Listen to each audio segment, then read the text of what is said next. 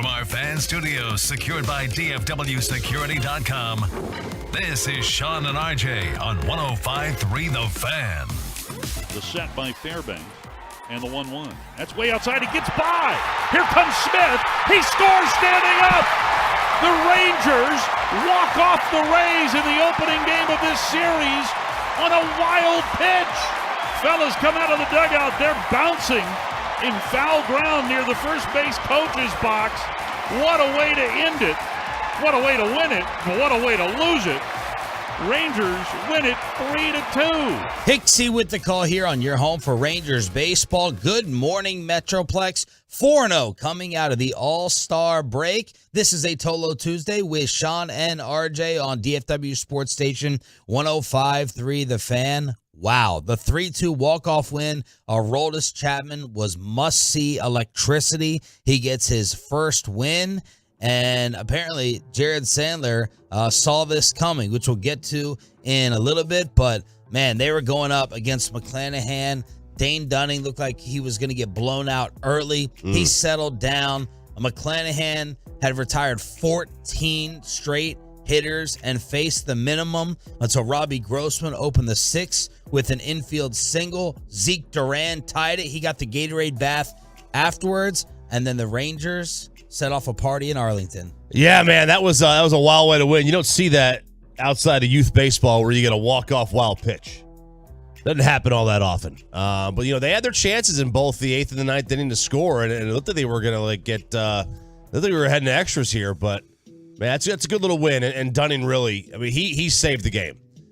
He was going to wind up being a tough luck loser after he had settled in, because McClanahan didn't look like he was going to get touched. Yeah. And he finally got tagged a little bit in the 6th. But other than that, I mean, he was as expected. And this is, look, he in 14 of his 17 starts, he had allowed 2 or fewer. He was there this year. Guy's been nails. He has been nails all season long. It's a good win against that. 2.56 ERA for McClanahan, but a 2.82 for Dane Dunning. Yeah. 7 innings, 5 hits, 2 earned, 4 strikeouts. And he has been invaluable. He has been an invaluable replacement with the DeGrom stuff. Kind of been waiting for him to fall off or get exposed, and it has not happened. Like kind of your undercover team MVP. Mm-hmm. Seager's going to get a lot of the noise. And, of course, you can point to other guys as well. Right now, Aroldis Chapman has all the hype, but Dane Dunning has been absolutely spectacular. And Jared Sandler feeling a wild pitch ending before it actually happened. Matt, it seems like the last few years the Rangers have lost some games on wild pitches or pass balls. Now, Pete Fairbanks is prone to the wild pitch from time to time. In 18 1/3 innings this year, he's already thrown 2 of them. Bam. There it is. And as they're celebrating, what? It's a stretch. I gotta see, I don't think I never thought of seeing that and seeing 2 wild pitches in 18 innings as being prone, because a starting pitcher would probably throw 1 a game, right? And that's 1 per 9. I would think. I have to go back and look at the stat, but I would assume there's at least a wild pitch a game or close to it. I guess they would have to decide whether it's credited as a pass ball or not. But that's interesting. I didn't know that. RJ Choppy crapping all over. No, it's not a crowd.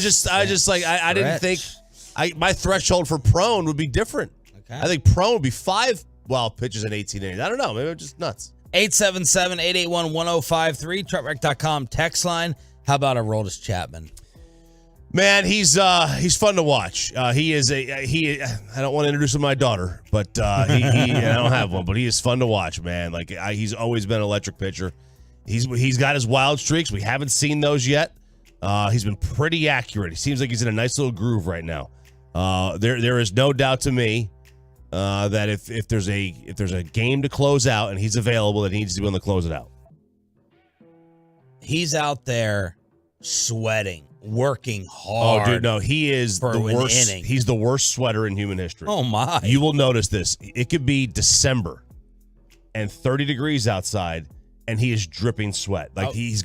He wears this for whatever reason. He's never in short sleeves, ever. I was sitting there worried. I'm like, could he go 2 innings How much extra workload is he going to be able to handle down the stretch and in the playoffs if he is giving it all for this one inning like this? My assumption is that before he comes out there, he does the Triple H, douses himself with water, and then walks out, because this is literally the most prolific sweater in human history. And he went 103 last night. Yeah. He's going 90 to start off, then 103, then back to 90. And you see him scare the hell out of those fans behind the backstop. Yep, absolutely. Look, this is what Martin Perez needs. You need 13 102, yeah. Well, no, you need 13-mile-an-hour difference between your off speed and your fastball. Yeah, that's right. Okay, instead of sitting out there doing 92-88. That stare down, though, is going to come back to haunt Aroldis with what he does. That pose out there like he's the Rock, and, arms to the side, legs to the side, and just staring down there at home plate. Someone's going to get him, and someone's going to drop the bat and leave it just like that back at Chapman. Yep. Has he always done that? Always. He did, he's done things where it's like after he gets that last strikeout to end the game, he'll stand there, and then he'll kind of do a quarter turn to the other dugout, and then a quarter turn to the other dugout, and kind of do the same thing. It's this thing. Yeah. And nobody's going to say anything to him either. He is a massive human. Yes, he is. The Astros were idle. Shohei with a little bat flip himself as the Angels beat the Yankees. Who've lost like 7 of 8 or something. They can't wait to get Judge back. Apparently, he's the only thing they have in the lineup. They just can't win without it. They lose to Colorado, now the Angels. Did anyone think that Judge was going to be out this long? No, but so in that game where he tore his ligament in his toe, he ran right into the cement barrier on the bottom, and it just ripped the ligament up in his big toe. And I mean, they're talking about off-season surgery, and I mean, who knows when he's going to be back? August? Maybe? So the Astros idle. That means the lead is 3.5 games. Game 2 is going to be tonight. Nathan Eovaldi makes his first start since throwing that scoreless inning in the All-Star game. He's 9-1 over his last 15. 6:30 pregame, first pitch at 7 o'clock as your Texas Rangers remain undefeated coming out of the All-Star break. And yesterday, General Manager Chris Young joined the station. Aroldis Chapman was incredible last night. Must-see television whenever he's out there. Here's CY on that thought process when they decided to trade for the new closer. Well, it speaks to the group of the guys and the way they played to start the season. I mean, they made us buyers very early, which a lot of teams don't have that luxury, that they're waiting for clarity even now, 2 weeks before the deadline. There are a lot of teams that are sort of in that middle ground that don't know how the next 2 weeks are going to go. And really the credit goes to our group for coming out and playing so well that they made it very clear for us. And so I think from that standpoint, the decision was obvious that we need to try to improve our pen. And Chapman was somebody who was out there. Kansas City was motivated to sell. And we were in a position where we could be aggressive early in the market, and which allowed us to make a play for him. So there's CY with the thought process behind it. And, man, what an ultimate weapon he is coming out. No doubt. He really is a weapon. Like, he's got so much speed in terms of, his power pitches. It's just, he's phenomenal. And look, they need 2 more of them. Yeah. That's the reality. They need a couple more. Now, look, if because, you don't want the postseason. Who has an electric bullpen or 2 right now in the sport? So your best bullpens, bullpen ERA in baseball right now, the Yankees have been number 1 for a while. I think they've been taken over by Cleveland. Actually, no, it still is New York. Then Cleveland, then Atlanta, and then Toronto. Now, 3 of those teams, really all 4, is Cleveland's going to be in contention for the AL Central. Atlanta's going to win the NL East. Toronto and New York are going to fight for a wild card. Seattle, Minnesota are there. Baltimore's there. They're all fighting for a wild card at some point. Maybe Seattle. So those are all going to be playoff teams, or a lot of them anyway.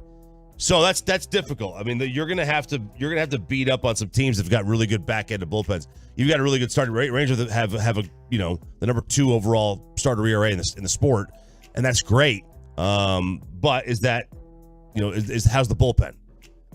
Dane Dunning is, to me, a difficult guy to look at in the playoffs because he doesn't strike a ton of guys out. Yeah. And you generally want high strikeout guys in the postseason just to get rid of some luck. Today's high. Oh, man, yesterday. Woo! Yesterday morning, I felt a cold front. RJ said it was going to be 106. Today's high is 107. And apparently, there are people who want even more. People want to experience 130 degrees. And the critics are saying this could be the most perfect movie ever made. Are you interested in seeing it? We start off the Tolo Tuesday edition like that. We also have Jake Paul, Nate Diaz tickets to send you to during the 720 Expressway. We got a Dak Prescott interception guarantee. The running backs are revolting, and the prank that backfired on us yesterday with the KMC masterpiece. It's all just getting started with Sean and RJ on The Fan. Coming up in the next.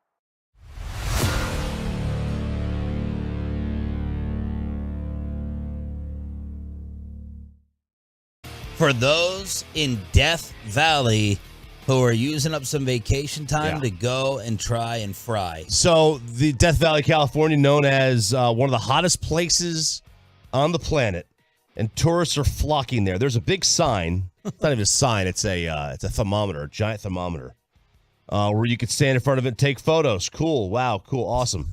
Well, the heat is expected and did hit over the weekend 131 degrees. A world record for the hottest temperature ever reliably recorded, according to the National Weather Service. So tourists just flocked there to take photos in front of this. Wow. I was on this group chat, and they kept saying how oppressive the heat was yesterday. I stepped outside. I went outside for like 30 seconds. And I was like, this isn't too bad. It's a dry heat. I went back inside. Didn't know what anyone was complaining about. I didn't sweat. I wasn't sweating at all. 30 seconds. 30 seconds. I figured if it was going to be that hot, I'd be sweating for 30. I'd be sweating in 30 seconds. I was like, this is actually quite comfortable. So I don't know what everybody was talking about. I thought it was fine yesterday. Especially inside the house. It was great. It was 68 degrees. I went outside. I have to take out my trash as late as possible because of these rulers, these tyrants in the HOA. And it was hot. It was definitely a lot hotter than I thought it was going to be driving in. Driving in the morning, I was like, oh, man, this feels like a break. It feels like a break here. But 107 is the high today. Just imagine saying, I want to drive over here and feel this. I know. It's just crazy. Now, I guess, just going to walk into it, step outside. Okay. All right, fine. That's, whatever. I do want to be like, yeah. I wouldn't hate to see what it's like. I don't want to sit there for an hour, though. Maybe a few minutes, just get the gist of it and walk away. But I certainly don't want to take a day's drive out there at all. My neighbors were on our neighborhood chat. They were saying, one guy was like, hey, man, anybody else got a $400 electric bill this month? And we're all like, yeah, dude, it's 118 degrees outside. Like, no wonder. And I'm like, yeah, mine's like 3-something, which usually it's never more than like $150. But, ever since I got the pool, July and August is over $300. With the electric. Mm-hmm. Yeah, because like it runs, let's see, 9-10 hours a day. Yeah. Right? I mean, basically 8 a.m. to 5 p.m. it's running. And you have different zoning, AC zoning in the house? Yeah, and the upstairs would basically keep it like 80 because nobody goes upstairs. Yeah. And it's fine. It doesn't really do anything. Now, is that where your relative lived? No, he was downstairs. Okay. Yeah, he was downstairs. No, if it was upstairs, I wouldn't do that to him. Upstairs is it's just a single room. You walk upstairs, it's just a kind of a loft and a bathroom. That's it. Writer's strike is taking place in Hollywood, but for the movies that were already written, you're saying the critics are giving near perfect scores for something out? Mission Impossible Dead Reckoning Part 1. I've seen Mission Impossible 1. I think I've seen 2. How many have there been? I think it's like 7. Yeah. This is officially the best 5-day opening of franchise history. Is this Mission Impossible music, Jeff? Nope, but I can switch to that if you want. Okay. All right. Did I write Mission Impossible on the cut sheet last night? You did. Okay. So when we go to the Mission Impossible topic, when we transition to the Mission Impossible topic, boom, just bam, slide that right in there. Slide that music right in there. Although that opening music that you played, I was like, this kind of sounds Bondish. It does kind of, Bondish. Yep. And this is Mission Impossible MI. Ethan Hunt. That's Tom Cruise's character. So it had a 96% rating from critics on Rotten Tomatoes and a 95% rating from the public, from the audience on Rotten Tomatoes. And it made $235 million over the first 5 days. For retrospect, or for comparison, I should say, Indiana Jones made $130 million for the first 5 days, the latest Indiana Jones film. I thought Matt Gango was the only one who still went to see the Indiana Jones movies. No, apparently that one's really, really good. Tom Cruise, I mean, my goodness. Like last summer, Top Gun. Yes. And then this summer, Mission Impossible. Yeah, baby. The dude's a beast. Like, he can stand on all the couches that he wants. The guy's a monster outside of the fact that he's 5'4". So how do you compare Mission Impossible to Bond in terms of your love? And Fast and the Furious, power rank to 3. Oh, gosh. Bond movies, can't include the video game. MI and FF. FF's 1. FF is for you. FF. I think the Bond movies are much better, but I can watch. Man, there's some Bond movies I can watch more. I would say the lion's share of the FF movies I think are just I enjoy more than the Bonds. I would go easily. But why? If the Bonds movies are better, they're long. Some of them are like 2.5 hours long. I've heard the new Fast and the Furious is too. But like the car chase, I'm just a car chase guy, and that's what you get. And then you get those at Bond too. But I mean, I can believe jumping from building to building more than I can believe that James Bond is just gonna hook up with every single hot girl out there. So I'll go that Fast and the Furious, then Bond, and then a distant third is Mission Impossible. I just really haven't seen any past the second one. I do want to see this, but do I need to see the other 4? Right. I don't think so. I don't know if the plots tie together. No, no. I don't know. Jeffrey, are you a movie guy? Are you a big movie buff? Yeah, I'm a big movie buff. All right. You in on these movies? Mission Impossible, Fast and the Furious, Bond? You too young for Bond. No, I've seen Bond. All right. How do you rank the three? They're all enjoyable movies. Like, none of them are too, like, groundbreaking or super thought-provoking. So they're all just enjoyable to sit down and watch. I would probably also put Fast and Furious 1 just because they're the most fun. They're the most people talk about, oh, they're over the top, they're ridiculous. Yeah, that's the whole point. Yeah. Like, you just have fun, you have a good time. So that's probably first. Trying to figure out where to rank Bond is hard because there's so many that I feel like I have to separate it between, okay, you've got Connery, you've got Brosnan, you've got Dalton, Lazenby, and then don't say that. Daniel Craig. And so if I can split and take Daniel Craig, I'll take that as second, and then Mission Impossible as third. Okay. Overall, I'd probably take Mission Impossible second, just with the charisma of Tom Cruise. And again, there's some more fun there, like Bond. Some films are better than others in the Bond series. Very impressive with the movie knowledge. Well done right there. And then The Rock continues. He's the highest paid actor in all of Hollywood. He's getting $50 million for a Christmas movie. He is getting a world record $51 million for his next movie. That's a record. Yeah. It's called Red One. And like, he did not have the type of success that he is used to on some of these later movies like Jungle Cruise and Red Notice, even though Netflix says that's their biggest movie ever. I'd never even heard of it. Black Adam. Not necessarily having the type of success, but this is The Rock going to get $50 million for this upcoming movie, this Christmas movie called Red One. Wow. Whatever that is. Chris Evans is also in this, apparently. Yeah. Lucy Liu, $50 million for The Rock. The lottery is still alive. Now, did Bobby get us tickets for last night? Yeah. Now, when did they start doing Monday? Because it always used to be Tuesday, Wednesday, and then Thursday, Friday. It's $1 billion now on the line. Yep. Oh, baby. So Monday's jackpot ranks as the game's third largest prize, seventh largest in U.S. lottery history. $1 billion. Saw it on the sign coming in. So we obviously didn't win last night. Maybe we won $1 million. Maybe we just won $1 million. Dude, that'd be cool. How much money have you thrown away in life on lotto tickets combined? Yeah, Sarah's asked me this the other day, and I was like, I don't think it's $1,000. It's like, maybe it's close. Who knows? Yeah, it definitely is $1,000. But even still, like $1,000 over the course of my life. I'm 43 years old. 1,000, and let's just say I've been divided for 20 years. That's not even $100 a year. It's $50 a year. Right? Was my math right? Well, my mom would argue that you've given away $1,000. That's what she says to me. Well, I mean, look, but it goes to schools systems, right? And never the lottery goes to. So it's just like I'm just helping out the children. Got to pay to play.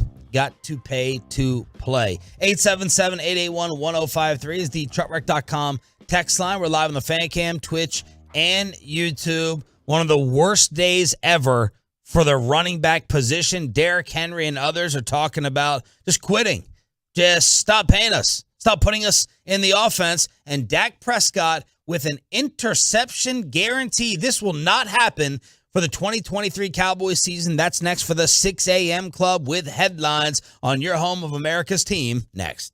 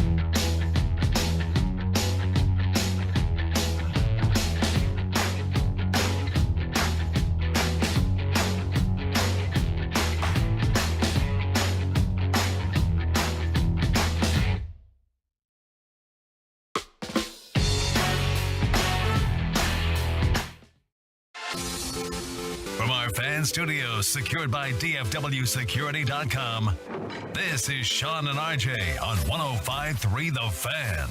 Good morning, Metroplex. Shout out to the 6 a.m. club. Thanks for waking up with us. We got the entire squad here. Sean Sharif, RJ Choppy, Roberto Belt. We got Jeffrey in for Peyton and Ryan in the back, live on the Fan Cam, Twitch, and YouTube.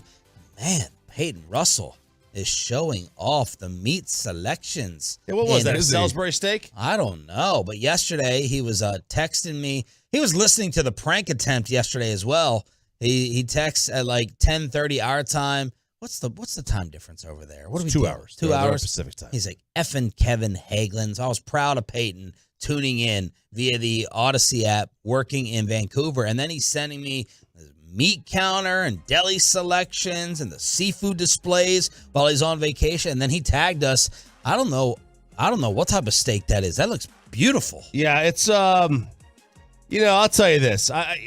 These fancy restaurants, there's a lot of plate that's empty. I mean, they gave him 3 asparagus stalks. It looked like a half a scoop of mashed potatoes. Maybe there was some. That's a big ass steak, though. That looks like a ribeye. I think it's a ribeye. I don't know what that sauce is. You got some potatoes under. See, they went with the layering method here. That looks like about 4 ounces of steak. I'm out. I need at least. I'm not going to order a steak. That's not a fillet. That's less than 14 ounces. I mean, I bet you he paid. Or his parents paid $60 for that. I think that's at least an 8-ounce steak. You think so? Yeah. That's a big plate then. Okay. That's like, I don't know. Maybe it is. But you get a steak with all that stuff. What is that juice on there? Mm. That's some kind of sauce. I'm out on this, man. You got 3 stalks of asparagus. I mean, that's not even gonna make your pee stink. That's not even enough. If you go have asparagus and you're not clearing out a bathroom for the next 3 days with the amount of urine that's coming out of your body, that stinky pee, then you didn't have enough asparagus. Man, there's nothing. Coffee doesn't even. Is it coffee and asparagus, the 1 and 2 pea seeds? Is there anything else even close? Red Bull makes it smell like Fruity Pebbles. Really? Yep. What about Fruity Pebbles? What do they make it smell like? Nothing. Oh, really? Like victory from a night with the lady. Right. Yeah, I think, honestly, I think that, it's asparagus easily the 1 seed. All right. Oh, yeah. Not even close. So this is kind of what, I don't want to accuse anyone of anything, but sometimes in the sports world, people save interviews and quotes and sentences for the dead periods. I remember there was a Super Bowl interview that was conducted, and then someone waited till the offseason to bring it up, and the player's like, what the heck? I thought that was 3 or 4 months ago when I did that. So here's a quote from Dak's youth football camp earlier this month. And I'm like, same thing. We didn't get this at the time. And there are even some people, and I can't wait for DA Bobby Belt here to defend his boy. Damon Amendolara. Not that DA. There are some people who are saying this isn't exactly what he said or the way he meant it. Here's Dak Prescott. I know who I am, and you can go back and take away half of those drops. He's talking about his interception total for last year. Quote, I'm not saying it's on the receiver, but if you cut that in half, then we start talking about those. No one is talking about it. Some of it is the offense and them understanding where we are. Mike does an amazing job with those guys. They know where to be, why to be, when they're getting looked at. That's going to be a big jump. I won't have 10 interceptions this year. So the big headline that came from this yesterday was Dak Prescott guaranteeing that he will not have 10 interceptions or more this upcoming season. He's thrown 10, which, that's not like it's not a low, crazy amount. No. He's thrown 10 or more picks in 3 other seasons, but he played 16 games in all of those campaigns. So this is the big headline. Dak Prescott guaranteeing he's not going to throw 10 or more interceptions. I thought we had heard this already. I thought we did too. Yeah, that's why. I saw. I was like, I didn't even bother going through and saying, like, Bobby played this 2 months ago. Oh, really? I thought so. But then again, how many times has Dak promised something? They all these quarterbacks. Hey, I promise you're never going to see that from me again. That's a promise I can make to the Cowboy fans. I'll tell you. That's a promise. I promise I'm not going to get drunk at Radio Row again. I promise. Like that kind of a thing. Yeah, it's kind of one of those things. Yeah. Okay. Bobby, you think this is just rinse and repeat? Well, first off, let's go to your little backhanded slight there talking about 10 interceptions. It's important. No, I was trying to say 10 interceptions. If he throws that, it's not a big deal at all. Well, I was trying to say that. I will say that people hear 10 or 11 interceptions and they freak out. You got to remember he throws a high volume number of passes. The interception percentage is still under 2% most of those years when he does that. Last year, his interception percentage was 3.8, which was more than double what it had been for his career going into the season. It's not sustainable. We've talked about those sort of reasons. What I'm more interested in is, and I understand what he's trying to do and how he's trying not to shift blame on anybody, but he can't talk about it without making it sound like the receiver's kind of effed up. Yeah, well, this is the most blunt he's been about the receiver screwing up when he said you can go back and take away half of those off drops. I'm not saying it's the receiver. No, that's true though. How many of these bounced off somebody's chest last year? I'm not disagreeing. It just he normally never goes out of his way to do that. Isn't that interesting? He's saying that, and then earlier this offseason we had the whole, I don't know if Mike remembers those conversations exactly the right way, and Broadus has said this. It seems like he's a little fed up with, I'm not taking blame for things that I don't feel like are totally my fault anymore. And NFL.com charted it, tracked it, and they came up with 5 of Dak's 15 interceptions deflected off of Cowboys receivers. So 5 of the 15, a third deflecting off of them. Now, how many? I can't remember. How many did he, put them out or hang them out to dry? You had your Noah Brown type plays as well. I'm not too worried about it. Mike Tannenbaum, though, said he expects Dak Prescott to bounce back. The former general manager not making RJ Choppy very happy with the Cowboys' offensive plan. How confident are you in Dak having a bounce-back season? Very confident. I got to work with Brian Schottenheimer, the current offensive coordinator of Dallas, back in the Jets. I'm not sure if you guys realize, but we were also on Hard Knocks back in 2010. But anyway, they will be a lot more conservative and risk-adverse, and they have a championship defense, guys, and this stat is remarkable. Dak threw 17 interceptions. That led the league. Their opponents started at the 40-yard line, meaning that they only had to go 40 yards to score a touchdown after those interceptions. If they just cut that in half and rely on this championship defense, they will be really, really hard to beat. So I think what we saw last year was aberrational. And let's give Mike McCarthy some credit. He saw the direction they were going. He moved on from Brian Schottenheimer, and I think they're going to be much more difficult to beat this year.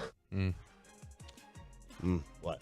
Yeah, I mean, just in general, I love the confidence that exists to talk about everything. So, kudos, Mike McCarthy. Saw this coming, moved on from Kellen Moore. We've already talked about the fact that this was not Mike totally moving on from Kellen Moore, that if anything, there's a bigger part of this was Kellen Moore going I'm fed up with everything that goes on here, and I'm ready to go. I view that as kind of one and the same. Did Mike prefer Kellen Moore to not be here this upcoming season? It sounds like yes. So it's the same. He drove him out. It's 6 of 1, half a dozen, whatever the hell the saying is. If I irritate you so much that you want to leave, then I didn't want you here. Right. If that's what happened. No, well, I mean that's the thing. I think Mike wanted him out. Okay, but you also think Kellen wanted out too.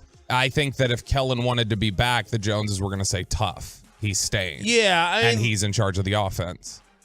Which I would say is I would think it's a bad precedent. Like I don't want the coach. I want the GM generally to pick the players. I want the coach to pick the coaches. So what's your overall point?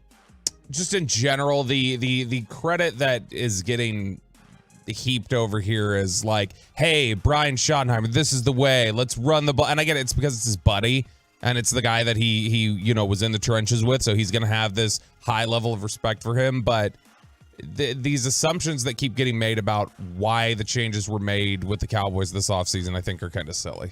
Well, they were made because McCarthy wants to be more conservative. And we can give whatever credit we want right now in the offseason. We're gonna see if this is the right move. Analytics, RJ, Bobby, and others think this is the prehistoric wrong way to go. I think it's more the right way to go. So we're gonna see. But all this credit, I mean, it might work. Like even analytics even admits that, like, yeah, you could win this way. It's just like, you could hit on, you could double down with a 9 against a king, and you might win. It's just your odds are less of winning. That's all it is. Like, yeah, I mean, it doesn't mean that you're not going to win, but like instead of having a 55% chance of winning, you might have a 45% chance. You can still easily win this. If you were going to explain football for dummies, or the most basic elementary explanation to somebody about how do you win at football, like the explanation is, well, you score more points than the other team. You have a head coach who this offseason literally said he just wanted to score all the points. I want to run the ball. Really? Okay, that is 19. You're talking about 1992 football. Yeah, I mean, you can win that way. It's just not the And I would counter back with a football point and say, if I have a limited quarterback, I need to. Which you don't. Thank God. You do. Wait, you and all the freaking Dak heads are just too stupid to realize it and stubborn. Your Twitter gangs that are out there, these wannabe losers. What is Dak's salary? $46 million now? No. He's 40. Oh, so he'll probably end up around 46. So all I'm saying is, they're like, okay, we can't put it all in his hands. We got to take it out of his hands a little bit more. Let's get to the bloody day for running backs. My Lord. They're revolting because yesterday the franchise tag deadline passed, and you're not getting long-term deals for Tony Pollard, Josh Jacobs, and Saquon Barkley.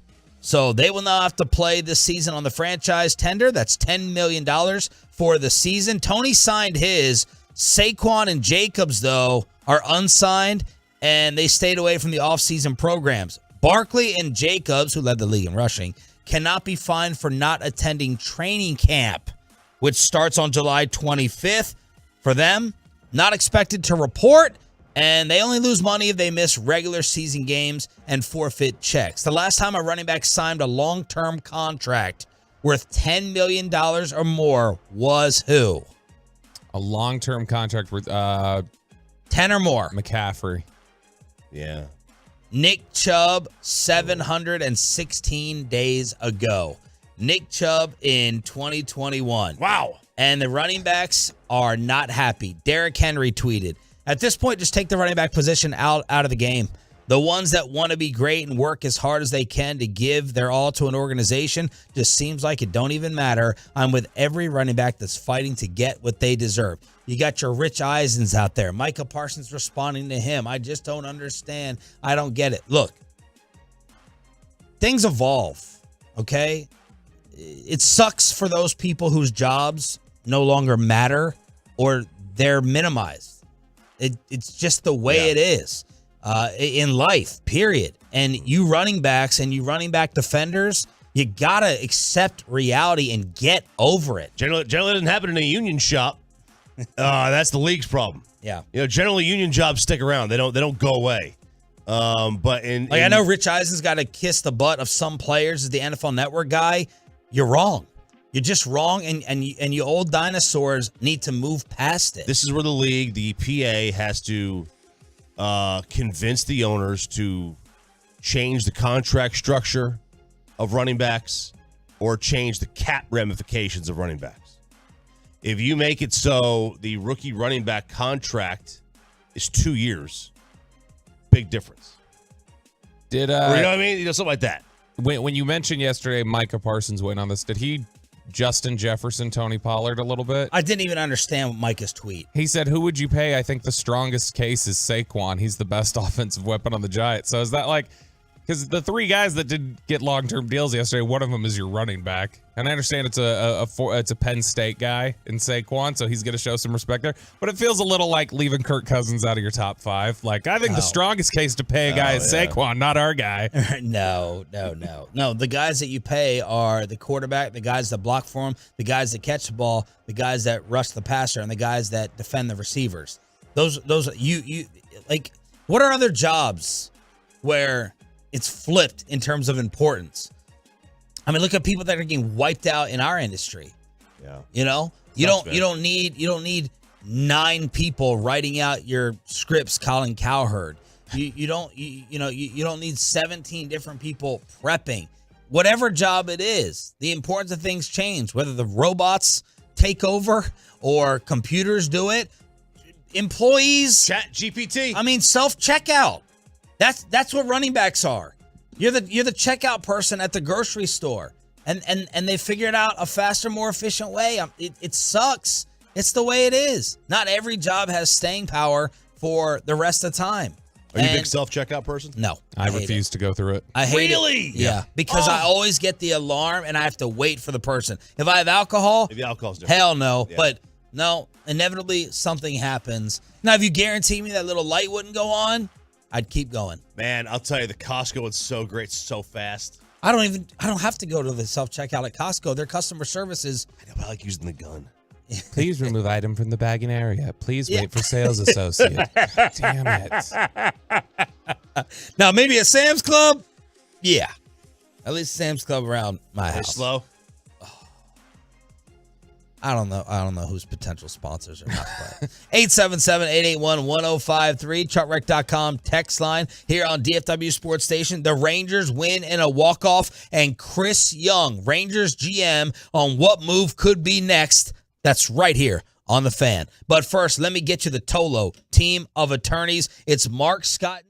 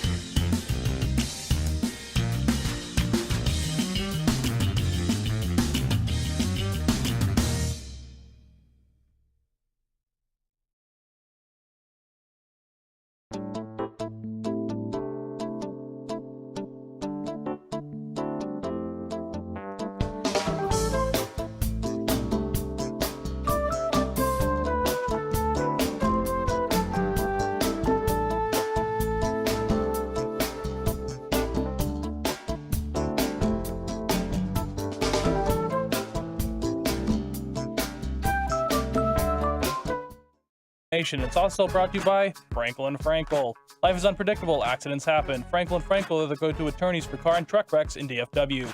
If you or a loved one have been in an accident, contact Frankel & Frankel for a free consultation at truckwreck.com or call 214 or 817-333-3333. 1-2 the count to Duran, the pitch. Swinging the ball hit high and deep to right center field. Siri racing after to the track at the wall. He looks out of here. This game is tied. Ezekiel Duran with a 2-run home run. His 13th of the season. And we are knotted up at 2. And the Rangers, because of that, get to McClanahan and set up Aroldis Chapman's first win of his Ranger career. Good morning, Metroplex. 4-0 coming out of the All-Star break with the 3-2 walk-off W last night on this radio station. Before we get back to that, Sean Sharif, RJ Choppy, and Bobby Belt with you. Eric Chiafalo up and at it, I assume, in the gym right now. He sent me this tweet, this Dak clarification from Nick Eatman, who will be joining us starting next week when we are live in Oxnard, California for Cowboys training camp. We were talking about the headline that was created from months ago. Months ago, Dak's camp, and this was coming from, we got a media watchdog like Gavin Dawson, who apparently is out with a bad back, still laying on his driveway. Gabriel Trevino, Fort Worth Star-Telegram, basically created the headline, Dak Prescott guarantees he won't throw 10 interceptions. Chiafalo sent me Eatman's clarification. I'm seeing a lot of headlines about Dak's bold claim about 10 picks. Sorry, but that's not what he said. He was talking about being on the same page with his receivers so they won't have tipped interceptions. Tipped, not 10. Obviously not as cool of a story. I thought it was weird that Dak went out of his way to blame the receivers and give a guarantee. That's very un-Dak-like. And here's Nick Eatman with the explanation. Yeah, it's, look, tip first 10, but there was a lot that were tipped. And there was a lot that were tipped off the wide receiver hands, too. So, yeah. Pretty sure the Jacksonville game ender went off Noah Brown's fingertips. Not even fingertips. I'm sorry. I misspoke. Chest. Yeah. So there it is, the clarification from Eatman. Well, and this is something that he can say, we won't have these tipped interceptions. Even still, well, I don't know. We were out at OTAs, and I think there were 2 different times where something bounced right off of somebody's hands and into a DB's hands. So they're still working on that. So that makes much, much more sense. So Dane Dunning settles down last night. Aroldis Chapman hits 103, scares the crap out of some fans sitting behind the backstop. And you have the wild pitch walk-off win for the Rangers. And Josh Young set this all game on. I'm like, come on, Josh. Come on, do something. Here we go.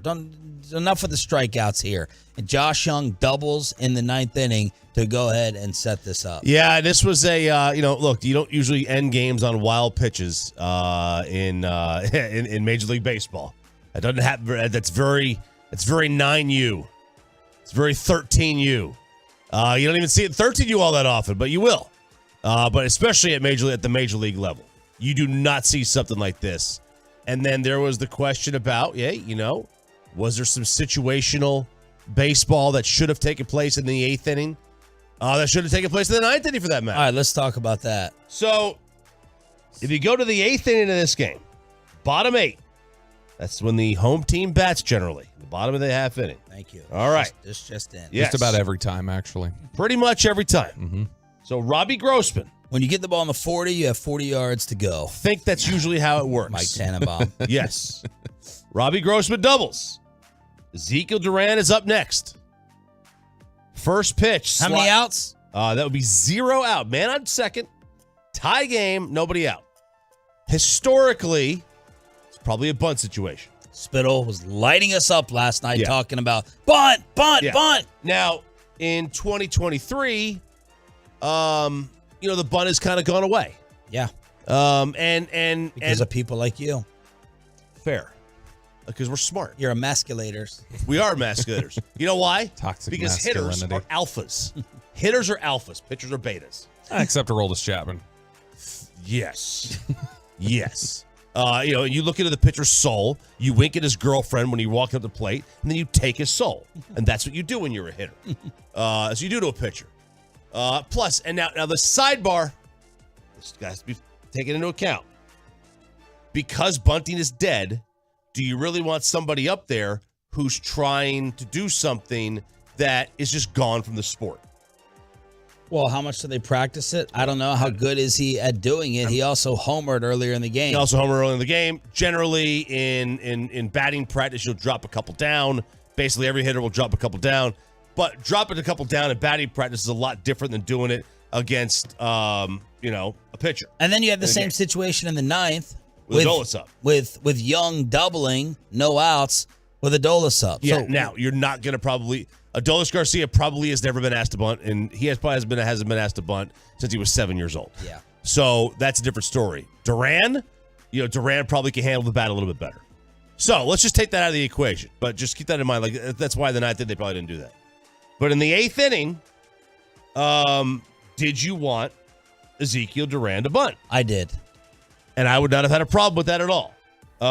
If you go back and look historically throughout the sport, all right,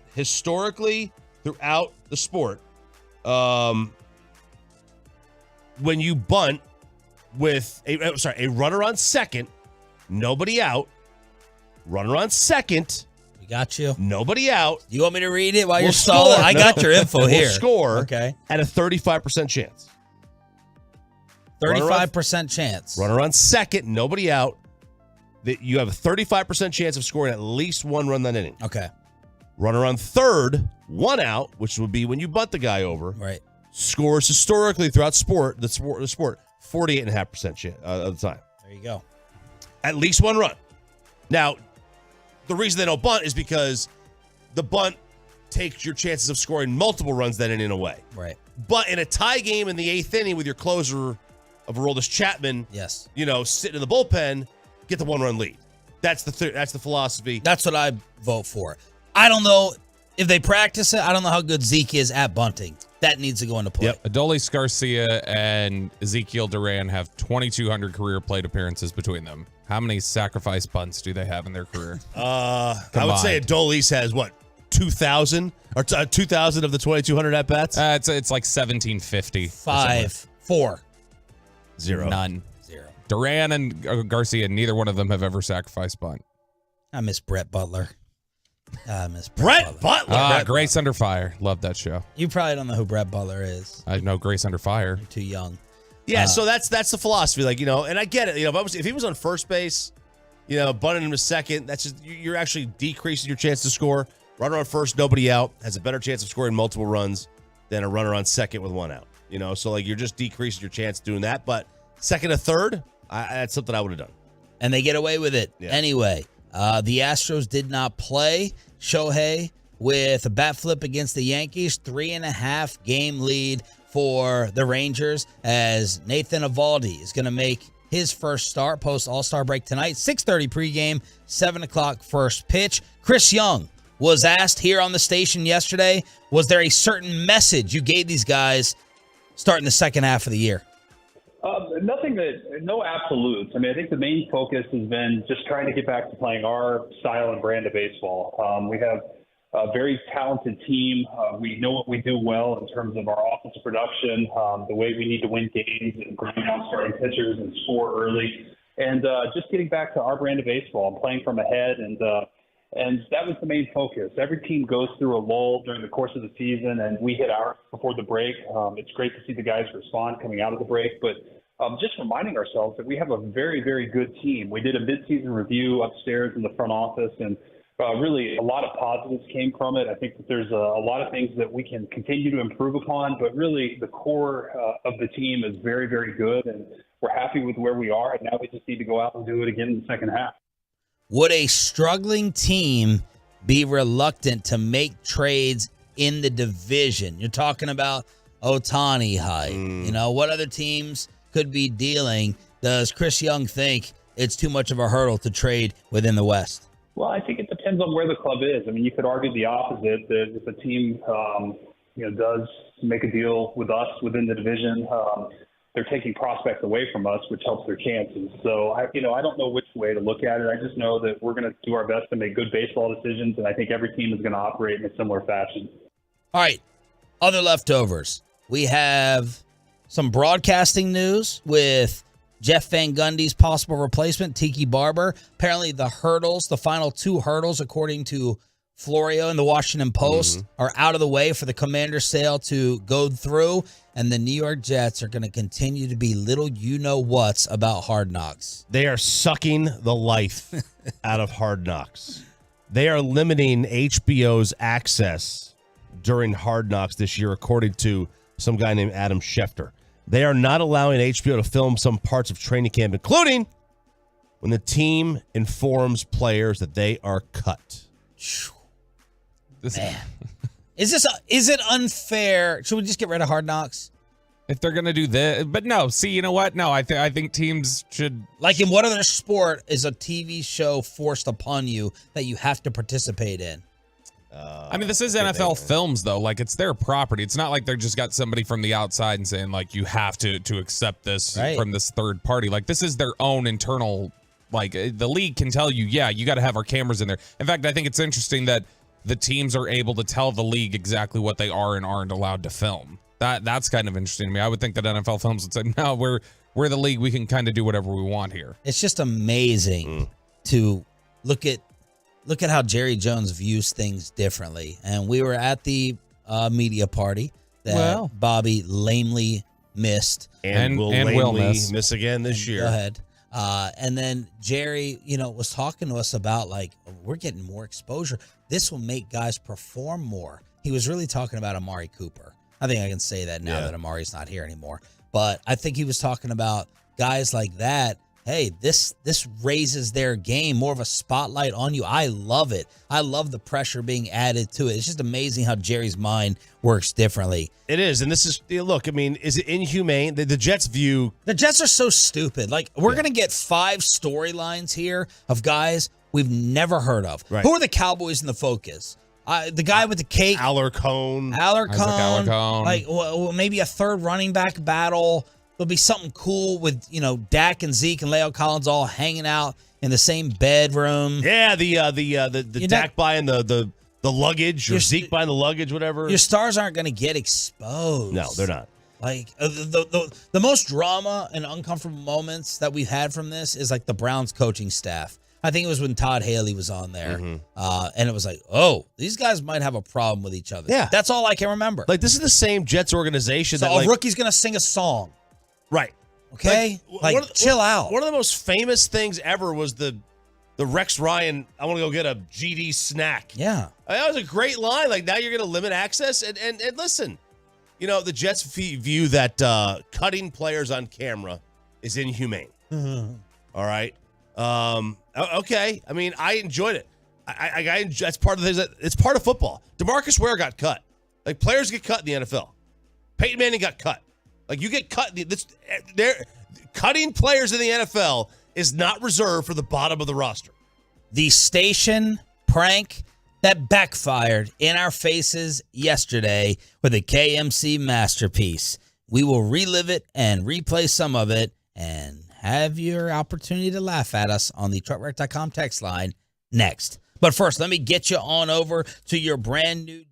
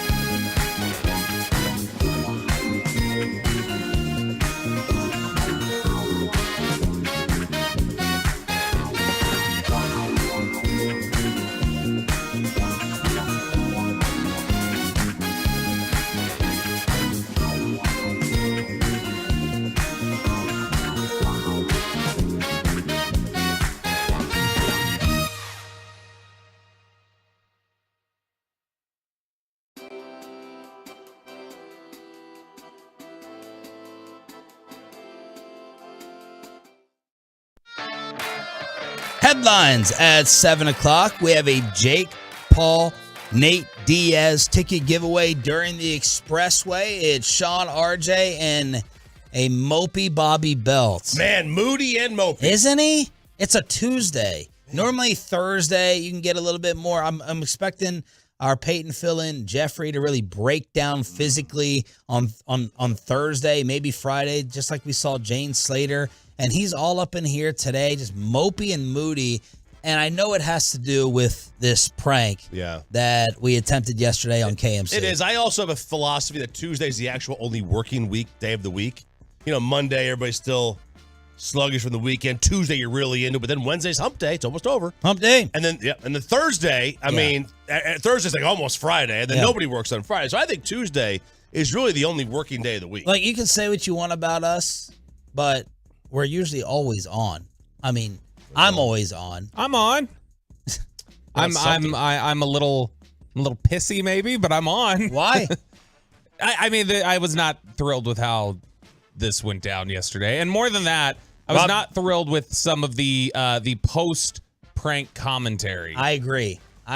So we're a little butthurt about it. So this all stems from, one of the 30 shows that, KMC gets to miss is when the Rangers play during their time slot. And Bassick decided to come up with a little prank just to scare us that we were going to have to do an extra hour for them. And they walked into crosstalk. They missed all of crosstalk, and they waited till like 9:59 in order to come into the studio. So scare us a little bit, like we were going to have to cover their hour-long shift. And we had to do a segment without them. So we're like, okay, we got to get them back. And, you don't want to go too far. You don't want to get too crazy. We were like, all right, let's have some fun with Mike, and let's set up a fake Barry Bonds interview. Yeah. I thought that was good. In terms of the thought process, we don't want to do like a lower, a lower, tier guest. Someone big, something they could get really excited about and hype up. Yeah, I was. Bonds was the one, right? Because there's a connection to Bassick. I was thinking about George W. Bush. I was thinking about that, but then I thought Holland may interfere because he sat in a suite with him in Arlington, and, he could send W a little text message, hey, I want to be in studio for this. I didn't want Derek to get involved and mess it up. No, that's true. You didn't want to do that. He's got enough things going on right now with trying to straighten his arm out and get his baseball stitch tattoo. I'm sure that he's going to get to cover the scar. So we decided on Bonds, and Bobby did a brilliant job. I guess not brilliant enough for Kevin Hagelin, but Bobby went and used technology to set up like a fake communications director, a fake PR account. Anthony Cordy, which I had to do a name generator to find a name that I was like, what? I can't just come up with one on my own. I'm going to come up with John Smith probably. And it's got to sound like somewhat of a real name. So we came up with Anthony Cordy. After we did in Life Hacks, the thispersondoesnotexist.com, use that to get an AI-generated photo of some individual. So that photo of that guy, that person does not exist? No, he's not real. That's just an AI photo. No, I was blown away by that. I was very impressed. I was too. Bobby also set up the contact information. The fake email and the fake phone number all went right there, Ryan. Right there on the fan cam. That's Anthony Cordy. And the only thing I said to Bobby was he's got a DFW number. Is that going to... Anthony Cordy. Yeah. He's an Italian. Generally, we don't live here. Okay? I am one of the rarities. There's me and about 6 other people that are Italian that live in DFW. For the most part, they're in like 6 places. The Northeast, Florida, and Vegas. And maybe a little LA. Yeah. For the rest of them, it's like... You got to come up with a much whiter name than that. I covered myself on the LinkedIn profile, though. He grew up in New York. He went to communication school at USC, interned with the Giants, got a job as Bond's assistant, went and worked for a communications firm in New York, and 7 years ago moved to Addison along with all of the other coastal elites to try and get away from their taxes, and came here and officed in Addison. And I had all of it, and then LinkedIn took down the profile after a day for suspicious activity. Well, that's a hell of a job by LinkedIn. That was an endorsement you just gave him right there, a 15-second ad. Use promo code Bobby. But Bobby, setting up the fake person, the fake image, the email, and the phone number going to Bobby so that he could communicate with KMC to set up this interview. I thought that was really brilliant. So we targeted Corey. We did. Mike isn't going to check his email. No. Kevin is obviously a CSI investigator. Corey's gullible. He's So like me. we targeted Corey. Corey immediately sends me a text on the side and Chia follow. He was basically trying to say, hey, back off. In case you all get a Bonds interview, I'm working on it. We have the Bassick tie-in. I'm working on it. Bobby goes and confirms this interview with Corey, and we are set. We are good to go. Bobby also tells Corey, you can't hype this up on social media till the day up. Bobby doesn't want to do, or Barry doesn't want to do a ton of these interviews. We didn't want them tweeting about it and one of Barry's reps being like, what the heck? We don't have an interview. And then they just blow it up like that. So he even thought of that and said, just tone down the hyping of it. We are trying to rope them in. We were trying to sit here and get them to get really, really excited about it, which until yesterday I thought they were. I really did. Yeah. They were planning questions on Friday and talking about, I think I'm going to ask him this and that. It was just Hagelin sitting there over the weekend thinking about it and going, this doesn't quite add up. We had covered the partner for this interview, Pick Me Bevs, is one that Bonds really works with. If you go look at his Instagram account. Barry's doing some interviews right now. He's doing interviews. The website for this simulcast event, Let's Play Ball, that he was going to be doing the interviews on, I told them the web link would not be active until 10 a.m. on Monday because it was, it was embargoed for release and would not start until he started interviews. And so that's like, all right, we've covered our bases as to why there's no. And then the only thing that gave it away apparently was a voicemail. There was no voicemail set up when he called the number. Hagee did. So this is K&C suspicious yesterday when we were previewing the Bonds interview. And also Barry Bonds at 10:20. So we're looking forward to that. It's exciting. What's wrong? Just a little nervous. We're not getting Barry Bonds. You don't think? What? I think we're getting pranked. What? Yep. Yeah, I'll lay it out there. I didn't prepare for this interview because I don't think he's coming on our show. You don't need to prepare for this interview. I think somebody's. I will be. The interview. I will be shocked if Barry Bonds. What's your percentage? Like 5%? 10% that we're getting Barry Bonds at 10:20. Why? Kevin's done a lot of research. Kevin, lay it out there on why we're just not sure if we're getting Barry Bonds. I'm a little concerned about the lead up to this because Corey said something, so I started researching. I can't find jack ass about this communications person on the internet. Can't find anything about his company. He has a phone number attached to his email, so I decided to call that phone number. Phone just rings and rings and rings and rings. There's no internet. Can't find anything about his company. He has a phone number attached to his email, so I decided to call that phone number. Phone just rings and rings and rings and rings. There's no voicemail. There's no nothing. Feels like if you ran a communications company, you'd at least want to have a voicemail. In 20 years of doing this job, 20 years, a lot of interviews that we've had, I have never called or thought to call back the PR person. Ever. Not one time. Not once. I never thought of this as a potential problem. Freaking Kevin Hagelin did. They say don't sweat the small stuff.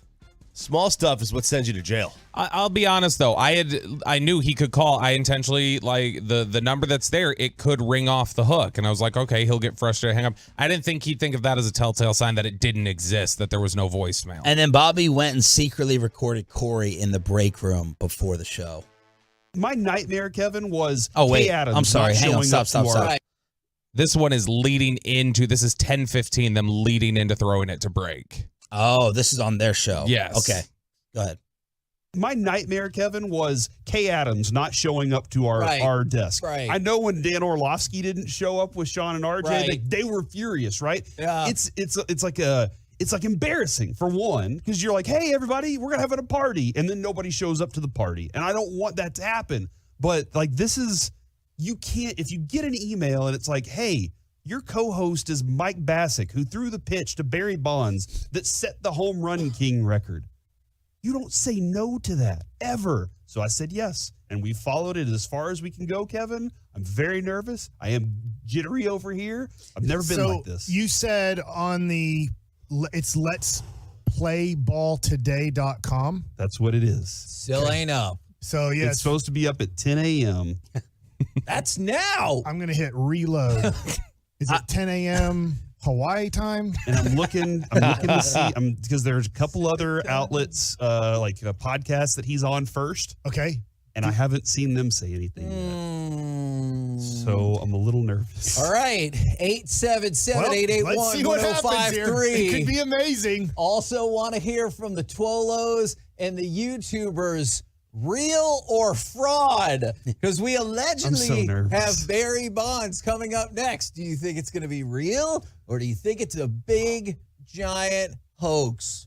Perhaps from inside this station. No. And he knew it, right? Kevin also texted Bobby, feeling pranky today. Yeah, he said, "You running a prank today?" Right when we're getting on the air at Crosstalk. I think he just wanted to see how I'd look at the text, which it did throw me off a little. Yeah, he totally broke it down. I can't believe Mike put this much effort into something having to do with their show. I'm shocked. I still believe, and we'll play the reveal here in a sec. I still believe Corey bought it the whole way. He can say I think he was trying to be optimistic. He bought it the whole way, even down to playing the drops. He was buying it. So explain what you did with the drops for the reveal. We pulled some drops of Barry Bonds. The problem is he doesn't do a lot of interviews, so it was hard to get a lot of extended answers. So we got some short answers from Bonds.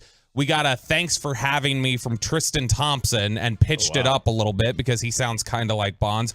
Joe Coy, the comedian, sounds kind of like Bonds. So we got his audio, pitched him down saying, "Why are you here? Why am I with you?" And then we had some drops ready. I called Reggie. Reggie answers the phone, tries to vet me a little bit. And you're like in a back studio here. I'm with your own equipment, your own board. BetQL studio with my equipment, and he's trying to vet me, and I'm just like, yeah. He said, we get Barry off speaker? Because I had played a drop. I was like, hold on, let me check. And I pulled the fader down and hit a drop of Barry saying no, so it sounded like he was in the other room. And I was like, yeah, he doesn't want to do it. He's like, okay. And then he put me on hold. I was like, holy crap, we're actually going to get to do this. Wow. Look, it was. I thought it was a very good plan. I thought it was well done. We made one, minor mistake that turned to be major. But look, for those asking, like, what's the payoff? The payoff is that they have 15 minutes of that. There's nothing more. Yeah.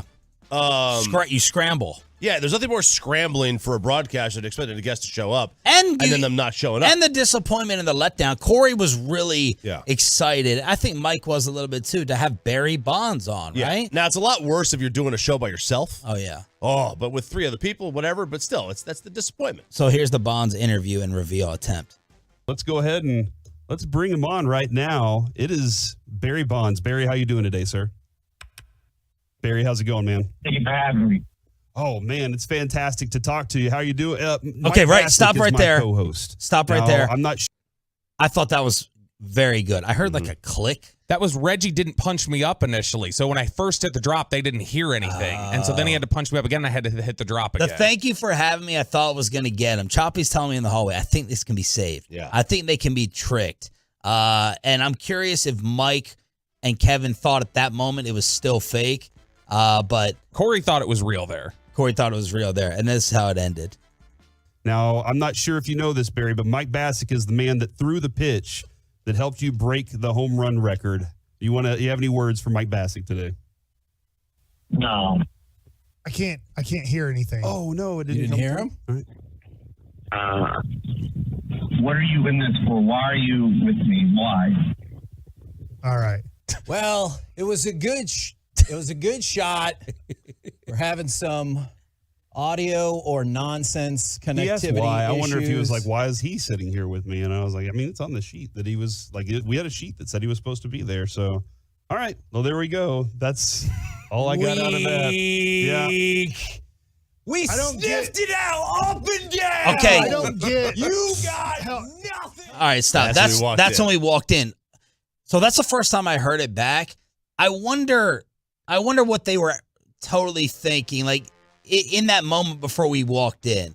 How much confusion versus knowing it was a prank? Kevin was probably, 80-20, but it sounded like they were still trying to figure out what was going on. Corey bought it. I will go down saying Corey bought it because he says there he was clearly thrown off the why are you with me? He's like, well, we told Bonds he was on the sheet that Mike was supposed to be with, so he was buying it. I don't care what Corey says. Corey was buying right there that was Bonds. I don't think Hagelin ever did. Hagelin clearly thought they were being pranked. Yeah. I don't think he knew by who, but he knew they were being pranked. So props to Kevin Hagelin for figuring it out. Yeah, can't get anything by him. Okay. Can't get anything by him. All right, we got headlines, and we have a Jake Paul, Nate Diaz ticket giveaway.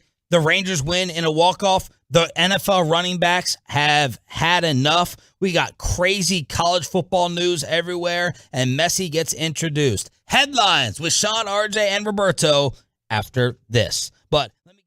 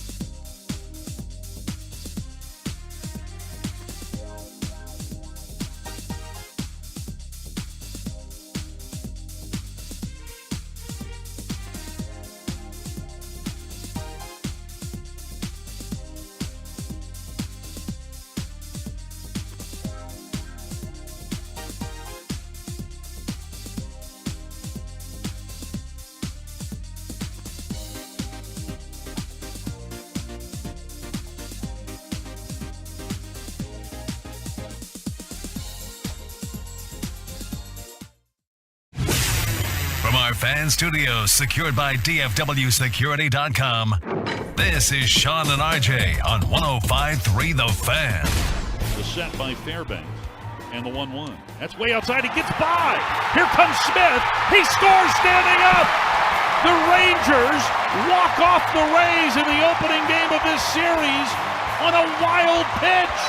Fellas come out of the dugout. They're bouncing in foul ground near the first base coach's box. What a way to end it. What a way to win it. But what a way to lose it. Rangers win it 3-2. A wild walk-off win in Arlington to make this team 4-0 coming out of the All-Star break, and a 3.5 game lead on the Armpit. Good morning, Metroplex. It's Sean and RJ on your home for Rangers baseball. Some game notes courtesy of Jared Sandler. Josh Young's leadoff double in the 9th inning, which ended up being the winning run. His first career hit on a pitch 100 miles per hour or faster. It's just the third hit by a Ranger on a 100-plus pitch this season. Corey Seager has the other two. Jose Leclerc, who I thought this team should have gotten rid of earlier on in the season, last 7 games, 7 innings, 0 runs, 3 hits, 7 strikeouts, 1 walk. He's got a 2.86 ERA, holding opposing hitters to a 192 batting average. Dane Dunning, who settled down yesterday against McClanahan, has a 2.82 ERA. That's 6th best. That's tied for 6th best in baseball. Right behind him, tonight's starter, Nathan Eovaldi. And finally from Jared, you got to follow him if you love baseball and the Rangers, at Jared Sandler. Aroldis Chapman's time here, 6 appearances, 6 innings, 0.00, 10 Ks, 0 walks, 2 hits. Wow. He's been tremendous. They targeted him early. They got ahead of the curve in terms of the trade deadline. They were still about a month out almost when they made that deal for him. They targeted. They was like, this is what we need. This is an area of need for us, and he is the closer, man. There is, in my mind, no doubt. Like, if you're not going to have him close a game, you're tempted fate. Chris Young yesterday was on the station, and the fellas asked, is this now a no-closer situation? Yeah, I think Coach and I have talked about it, and really we're looking at just matchups, the pockets in the lineup, matchups, which hitters handle velocity, which hitters handle spin, and then trying to put the players in the best positions to be successful. And really that's true of all of our bullpen, is just trying to put them in situations where they're going to come in and their strengths really play against the other team's weakness, or that pocket of hitters to allow our guys to succeed. And so it's so different with the closer's role. We have great confidence in Will. He's done a great job for us this year. And likewise, Chapman has been there and done it as well. So we feel like we have 2 very good options at the end. And last night, Aroldis getting up to 103 while striking out the side and staring everybody down. Yeah, that's like, if you watched him, that's nothing new, either one, the 103 or the staring people down. It's what he does. It's how he's a dog out there, man. Like, there's no doubt about it. And that, like, he is just dripping sweat every time. He's, like I said, he's one of the most prolific sweaters sports history. Like, it doesn't matter what time of year it is either. Up there with me. Are you a sweater? Are you a big-time sweater? His Yeah, arms. we've been over this. Yeah, I've seen your armpits. I know your armpits sweat, but the rest of your body, too. Oh, that counts. Yeah. Yeah, okay. All right. But he's fantastic, and I want to see him in every game.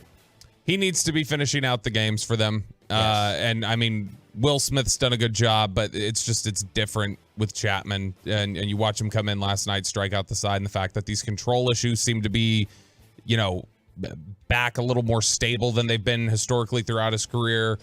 He looks motivated. He looks happy to get out of Kansas City, be back in the thick of an actual playoff race. So that's encouraging. And it clicked for me watching Dane Dunning yesterday. I think I know who he is. He's Trevor Cahill. Back when he was like in his prime for like Oakland and Arizona. That's who he reminds me of. Sinker baller, all about not getting a lot of contact, doesn't strike anybody out. And if you've got Trevor Cahill on your staff, on a playoff staff, that's not so bad. All right, it was a bad day for the running back position in the National Football League. Tony Pollard, he seems like the only one not really fighting it. None of the guys got long-term deals. So you have Saquon Barkley, Josh Jacobs, and Tony Pollard not getting what they want. It's a 1-year, $10 million contract. Pollard's the only one that right now is showing up to training camp. Saquon tweeted, "It is what it is." And you had Derrick Henry and every other running back in the league chime in on the current state of the position. Najee Harris, "I agree with my running back brothers. History will show you need running backs to win. We set the tone every game and run through walls for our team and lead in many ways. This notion that we deserve less is a joke." Christian McCaffrey, "This is criminal. 3 of the best players in the entire league, regardless of position." And then Austin Eckler tried to destroy. Well, let me get Jonathan Taylor first.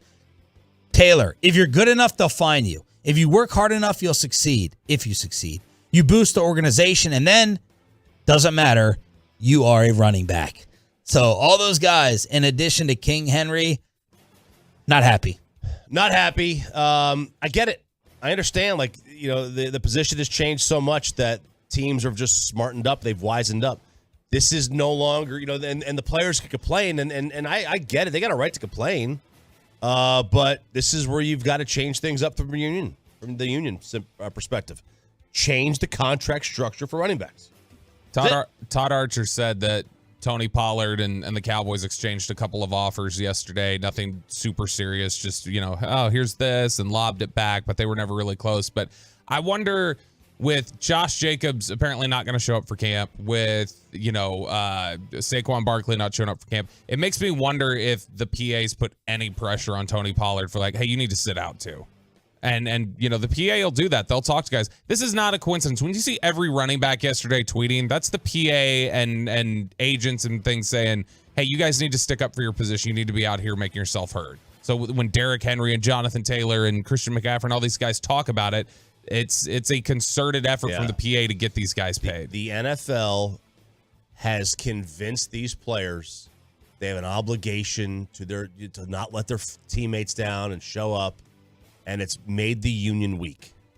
The NFL has convinced them, and they've convinced the fans to put pressure on the players. They're a bad teammate if they hold out, or that, you can't be successful if you don't have championships, which is why nobody will strike in December when they should.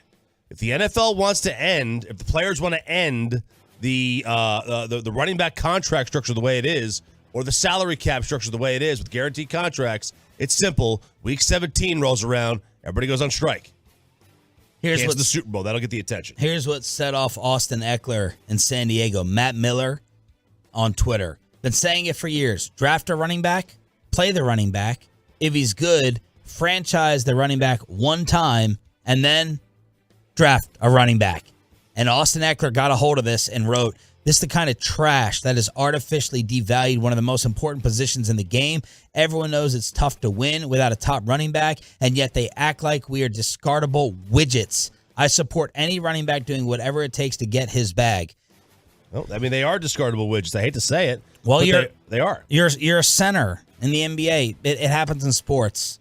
Things change. I want everyone at your job. I want everyone right now to text the position at your job that has been minimized or wiped out or replaced at 877-881-1053. It sucks. Y'all got to deal with it, running backs. All you media dinosaurs who don't understand it, get with the times or get left behind. Here, we got sports anchor updates at the top of the hour.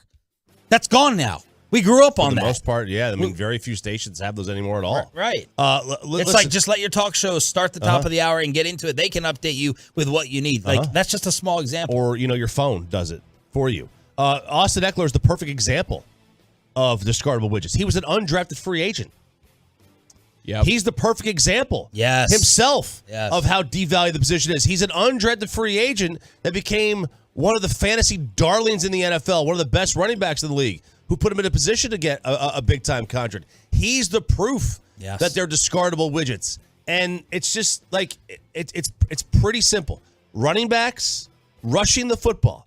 What's the expected points added when you run the ball? 0.0.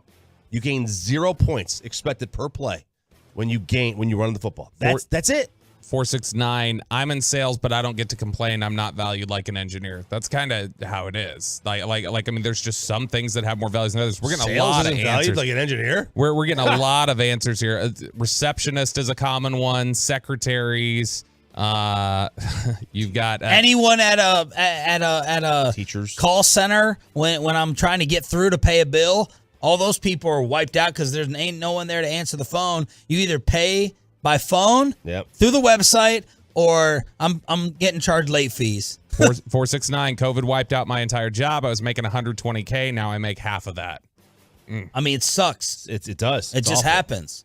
You know, it just happens. We don't have anyone working up here anymore. Dude, half our floor is gone. Yeah. So we had this. We have the top with half the floor. Half the floor has been boarded up, and it's empty space. So you don't have to pay like taxes on the workspace. There's literally nothing there. It's just an empty room with a door that's been locked. Yeah.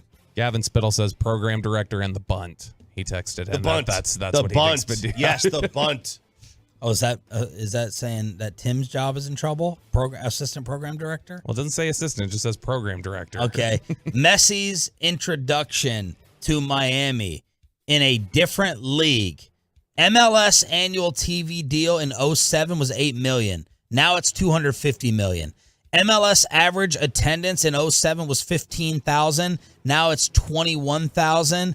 Average franchise value in 07, $37 million. 2023, $579 million. And that's why the Miami Stadium was sold out for Messi's introduction, and you had $200 jerseys being sold outside. Wow. Apple TV, broadcasting, keeping the party going. It was a 1-hour unveiling special, free for everyone to watch. 18 cameras at Miami matches this season. Local baseball television around the country, they've eliminated cameras at games. That's another example of this running back topic. Yeah, so we were talking yesterday with No. Well, we're just talking about in terms of the cameras that they have. Yeah. At these sporting events, and certain teams. I don't want to out any people. No, certain teams though have 24 cameras at their games in baseball. Certain teams have 5. It's just a matter of how much money you want to spend on it. Well, Inter Miami, you said they're going to have 18. I mean, you will have every angle covered. Yes. Literally every angle of the game covered, and that just brings the viewing experience up for certain fans. So it depends on where you are and how much money you want to spend on it. You know what we should do today? We should rank the running backs. Give them a tiny bit of love. Oh, yeah. The executives throughout the league. Yesterday was the quarterbacks. Today we'll do the running backs and some Dallas Cowboys getting a little bit too much love. The NFL daily list. We also have these may be the best Ask Reddit questions in a long time, and a Jake Paul, Nate Diaz ticket giveaway during the Expressway. We are going commercial free right after this on Sean and RJ. All right.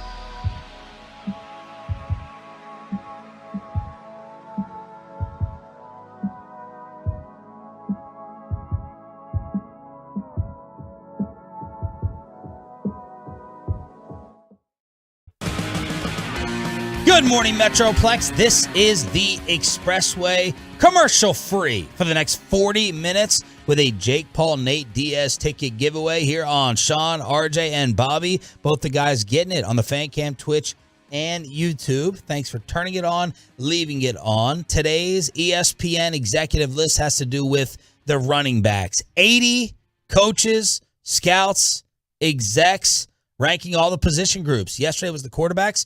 Dak Prescott coming in at number 9. Number 9. Who is coming in at number 1 on the current running back list, with the position taking a humongous black eye yesterday on franchise tag deadline day. Who's the number 1 back? Go ahead. The last guy to get paid, Nick Chubb. It is Nick Chubb. All right. Highest rank. Well, obviously, highest ranking was 1. The lowest ranking, someone put him was 6.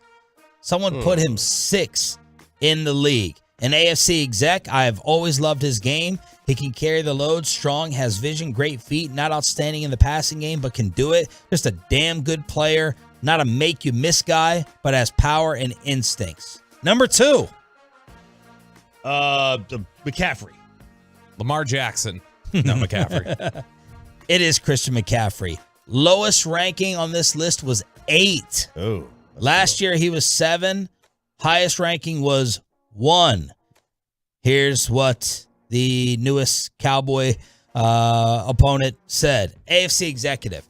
He's one of the most versatile offensive players in the league. Can be used on perimeter runs, interior runs, out of the backfield, split out. Tremendous shape, has size, strength, and speed. Injuries have taken him off the field, but when he's healthy, he's still a game changer and a guy that needs to be accounted for all the time. Number 3.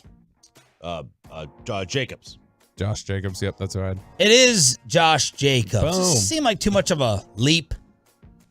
I mean, didn't he lead the league in rushing? No, I mean, he Yeah, was 1,600 yards last year. They threw Jalen Hurts all the way up from where he belongs, around 20 to number 6, so I don't think it's too big of a jump. Last year, honorable mention. That's my point. Oh, From honorable mention to 1.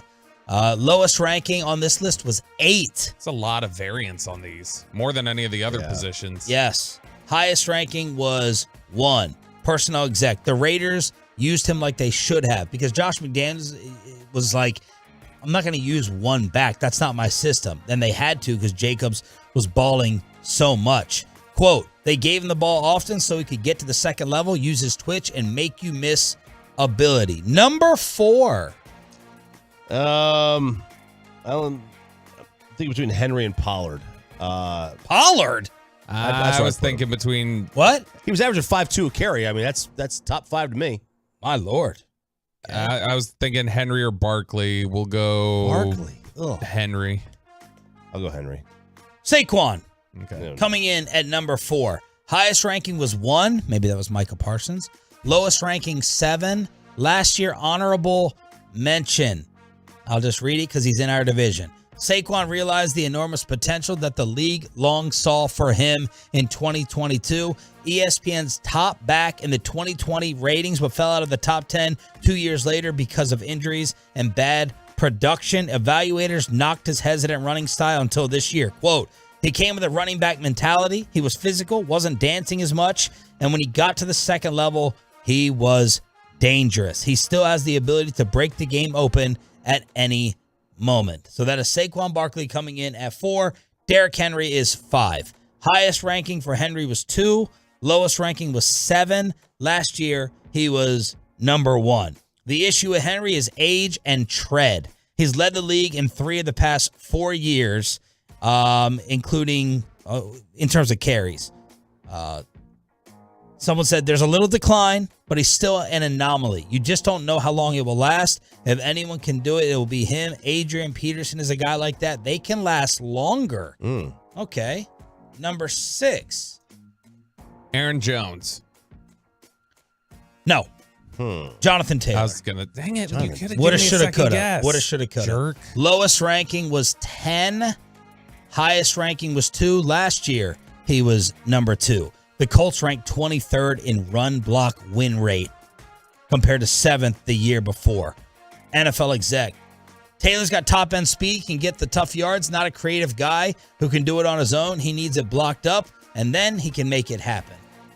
Number 7, you want 4 guesses this time? I want 2. Aaron Jones. No. Miles Sanders. No. Keep going. I'll just give you the rest Austin of the hour. Eckler. No. Yeah. Dalvin Cook. Travis Mr. Etienne. Football guy. All right. In the commercial break Justin Fields, Lamar Jackson, Jalen Hurts, any other one of these losers who can't throw a football. All right, yeah, they can't throw. NFC South. Kamara. There you go. Alvin Kamara. Highest ranking was 3. He's going to be in prison soon. So. No.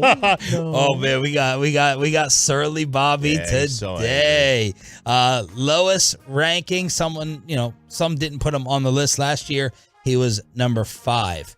AFC Scout. Losing Sean Payton and Drew Brees really hurt him, but the skill set is still one of the best. I have not seen a drop off there. Number 8 on the league's running back list. Aaron Jones.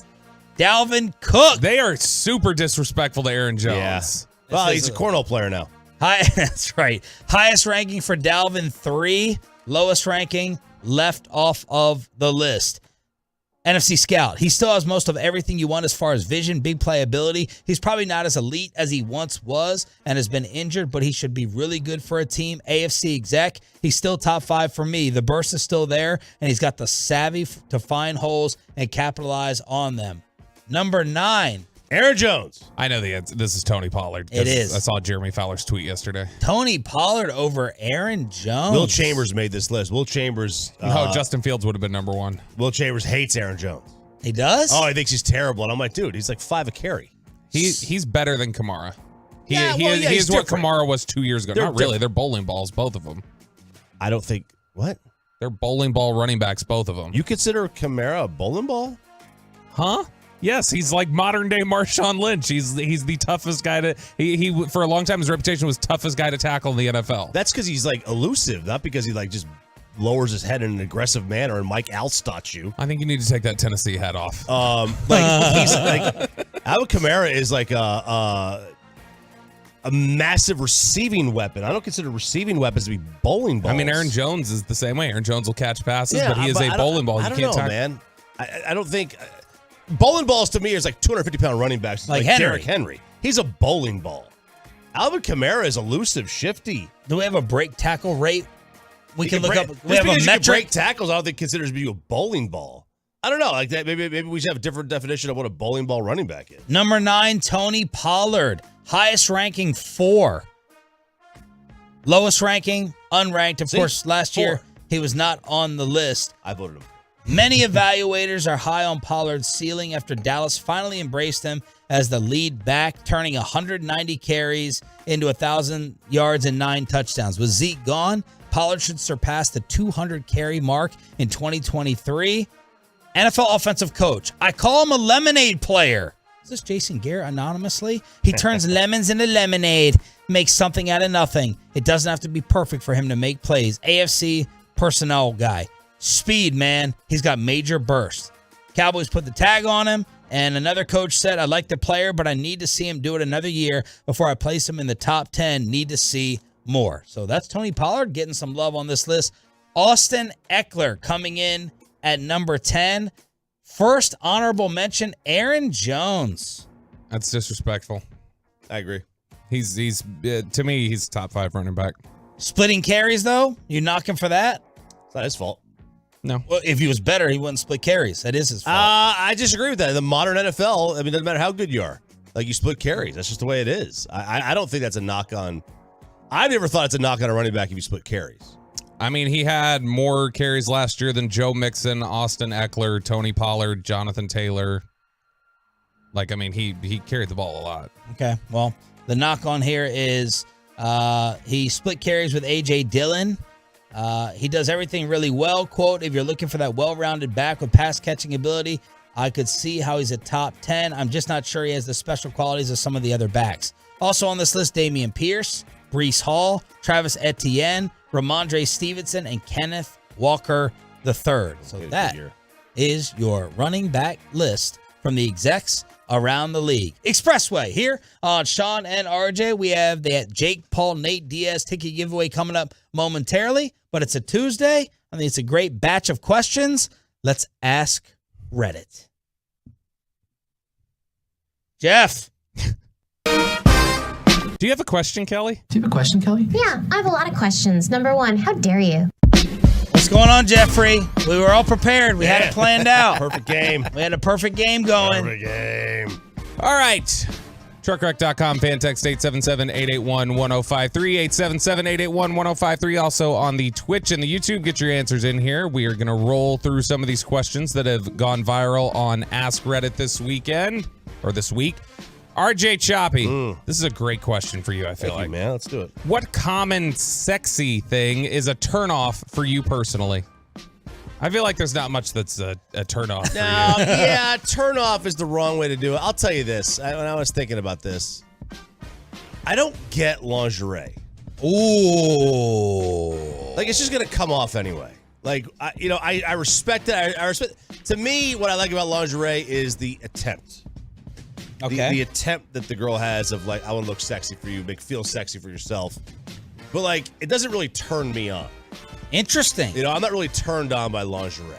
I'm turned on by nudity.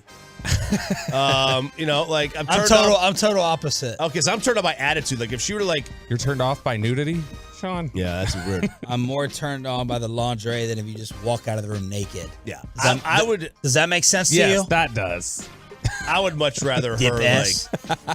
just start, like, just take the initiative and just be a little bit of dominant in the beginning for herself. Well, she can walk out of the room. And lingerie, yeah, I know, but I'm just saying, like, the look of the lingerie doesn't necessarily turn me on. I respect, again, I respect the try, the effort, but I just don't, I think it's just a waste of money. Okay. What is it for you? Fruity Pebbles? I'll be honest. It's the seductively eating anything. That whole bit, I think, is just weird. Does anyone really do that for real, though? Nobody does it for real, but when people do it, it's like, oh, look at this, or oh, man, look, she's eating a corn dog, or something. Yeah. When I see it, I'm like, I don't get it. This does nothing for me. For me, it's like heels, too. Like, I don't care. I do love I heels. don't care about feet. I don't care about shoes. That does not matter to me whatsoever. But the heels lifts everything. It's wonderful. Does. Quads look great in heels, man. Hey, real quick, a lot of people on the fan text. Those thong bathing suits leaves nothing to the imagination. Yeah. All right. Let's see. Heavy drinking is unattractive for me. Does anybody find heavy drinking sexy? No. Some girl sloshed walking in. I don't know. That cough is. Yeah. Feet. People were saying that. Females. Feet. Oh, girl, when she eats chicken wings. Well, again, who thinks that's sexy? Nobody. Oh man, look at that! Look at that sauce! Look at that buffalo medium all over her cheek. What do you eat off of the wing? Not to talk about. Look at that! Get that cartilage, girl. the cartilage. Get that cartilage. Oh, look at that gristle. She works that gristle. That gristle. The one like Mojo with a great answer for me. I feel like this is something that y'all are going to push back against, but I agree with the one like Mojo. The whole calling somebody daddy thing. No, weird. Choppy and I are thumbs up on it. Thumbs up on it's that weird. It just but you should be a daddy then. It does nothing for me. 214 being step siblings apparently. Depends what state you're in. Yeah, that's a good reference though. Jeff, you got anything? I mean the daddy thing is weird. So It's weird? I'll agree with that. I think it's very bizarre. That's just me. All right. In your opinion, Sean, what is the dumbest way to spend time? The dumbest way to spend time? Yeah, like use your free time up. I know Choppy would say it's how much audio I listen to and comb through and how it's a colossal waste of time for the most part. I would disagree with that. I don't know. I'm the wrong person to answer this because I'm a love free time person, do nothing with the free time. Yeah. So I feel like RJ would answer back, just sitting around doing nothing is a colossal waste of time. Scrolling social media is a waste of time for the most part. I can sit on my phone and realize like I just wasted an hour and I on nothing. It was just scrolling to see what people were talking about. When I do that, I feel like I get actively angry at myself for allowing that to happen. So that would be a big one for me. Working. How has anybody not said that? Working is the dumbest waste of time. Whoever came up with the idea, sitting on planes that. Sorry, go ahead. Oh no, yeah, like whoever sit on planes, sitting on planes that travel. Yes, the airplane travel. Yeah, itinerary that goes with it. That is such a waste of time. Choppy's going to find this one super offensive. Archangel X3 on the Twitch says, don't hate me, Tolos, but playing golf. I mean, it's a waste. It is a waste of time, but it's like to me, it's therapeutic. Yeah, well, that makes it not a waste of time. Right. I mean, for me, I don't find it a waste. Some people could find it a waste of time. But yeah, I mean, it takes way too long. What about video games? Video games. That's therapeutic. It's the same thing. I got yelled at for that this weekend, by the way. Playing video games? I haven't played video games in forever. I finally sat down. I was playing 2K for an extended amount of time. How long? It was a couple hours. How long? Probably 3 hours. That's a few. 3.5 hours. It was enough to where she left somewhere with the kids, came back, and I was still on. And she's like, what the hell have you been doing the whole time? Did you remind her who paid for the birthday party? Yeah, exactly. I was like, I told her, I was like, look. And you're about to be traveling every weekend. Are you still going to the Cowboy games?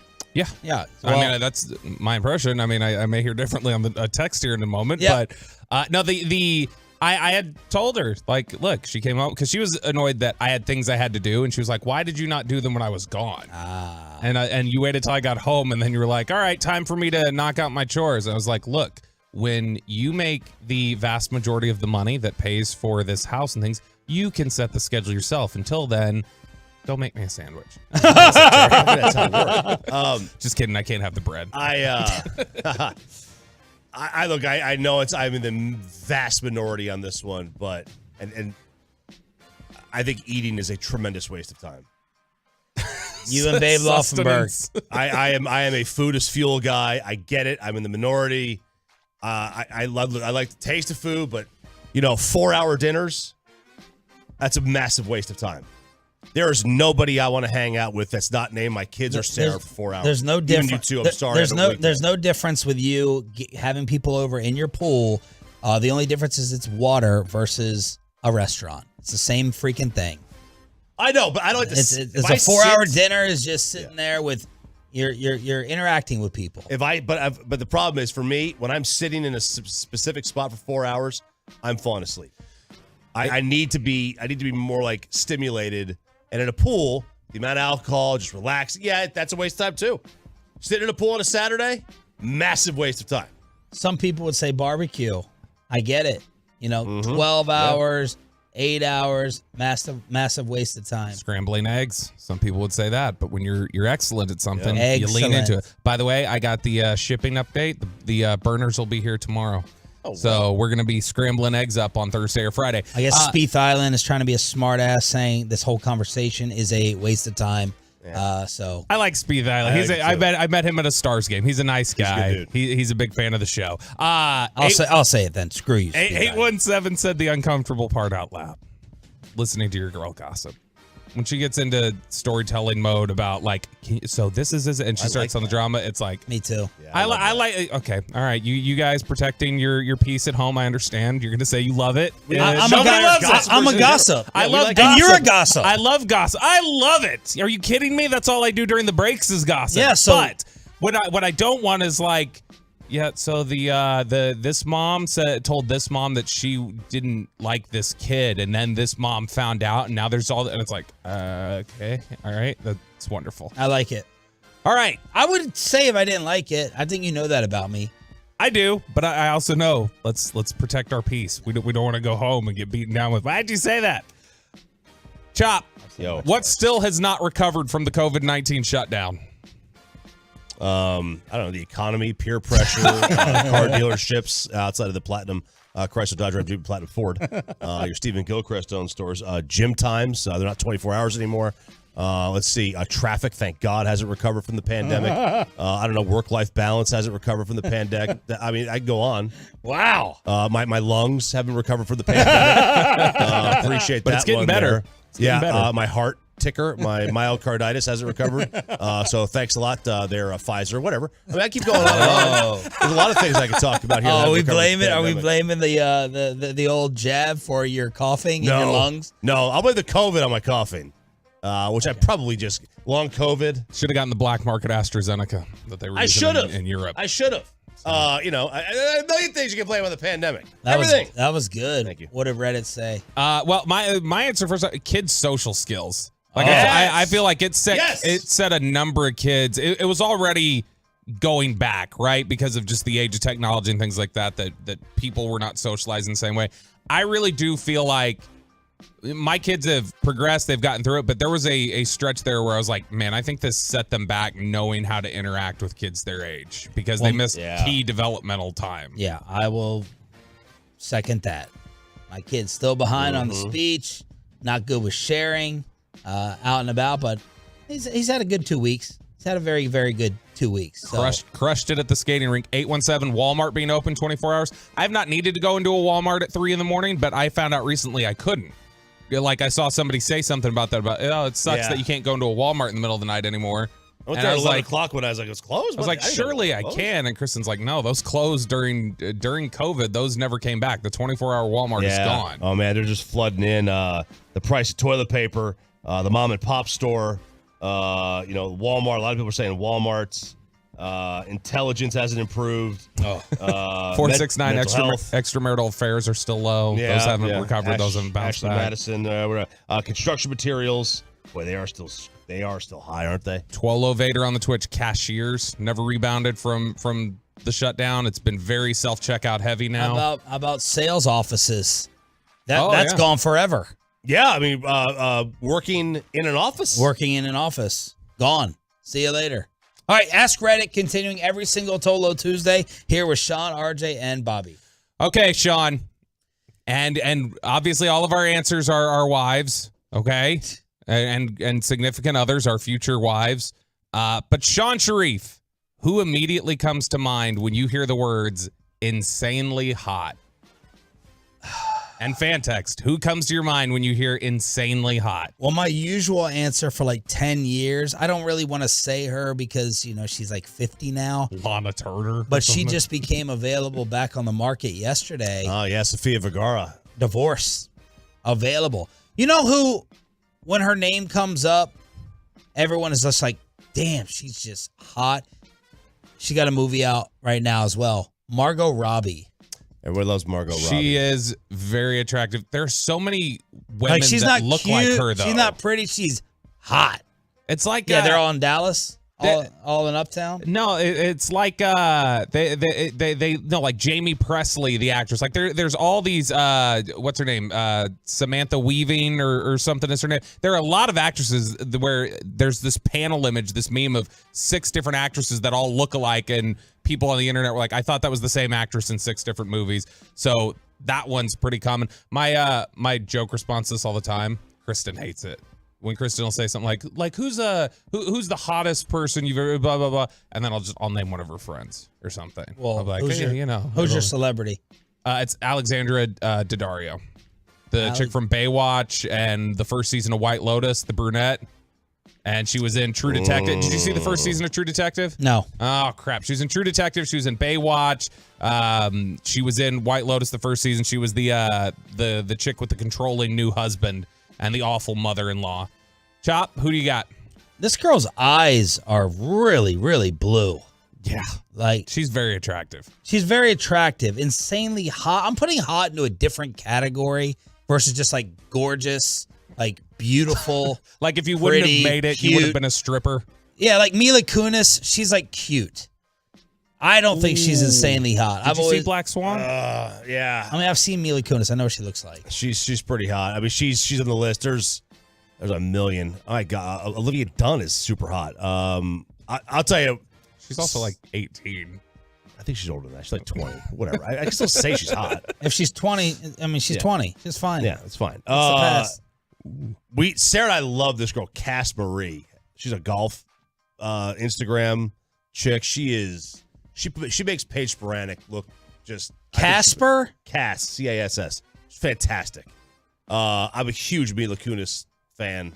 I've always thought that she was just amazing. What's Cass's last name? It's just her Instagram handle is just Cass Marie. I don't know what her last name is. A lot of answers Meyer, coming I think through. her name is Cassandra Myers, her name. 469, Lauren Gardner, 972, Dua Lipa, 214, Hillary Duff. Back-to-back submissions, actually 3 in a row of Selma Hayek. We got a lot of that. Tiffany Thiessen, still to this day. 972, that's weird. My wife's number starts with 214, yet 972 says Rihanna.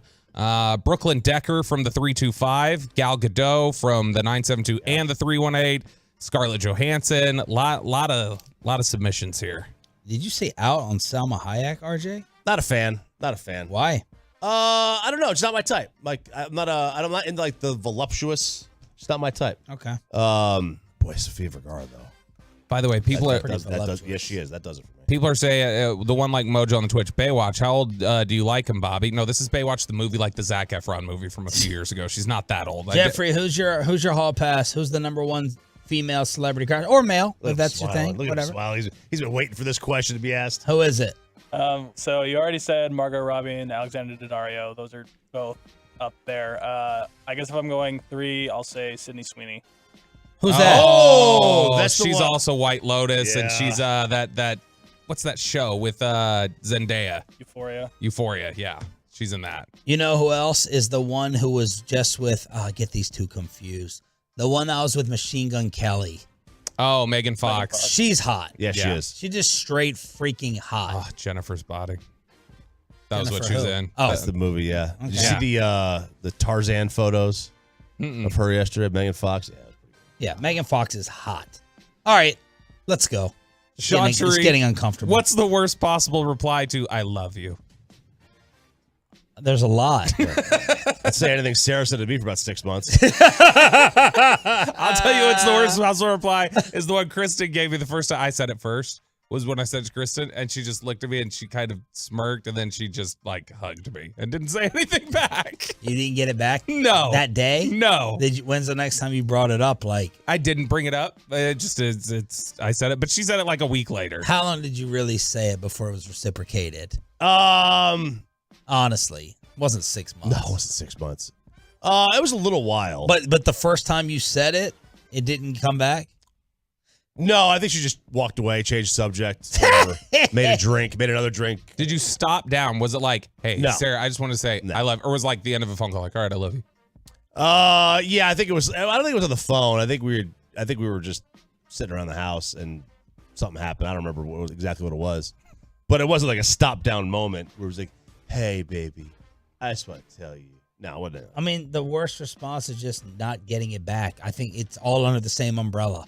It's all like devastating. There's a great Seinfeld about that as well. No, it's a huge matzo ball hanging over your head. Was she partially deaf?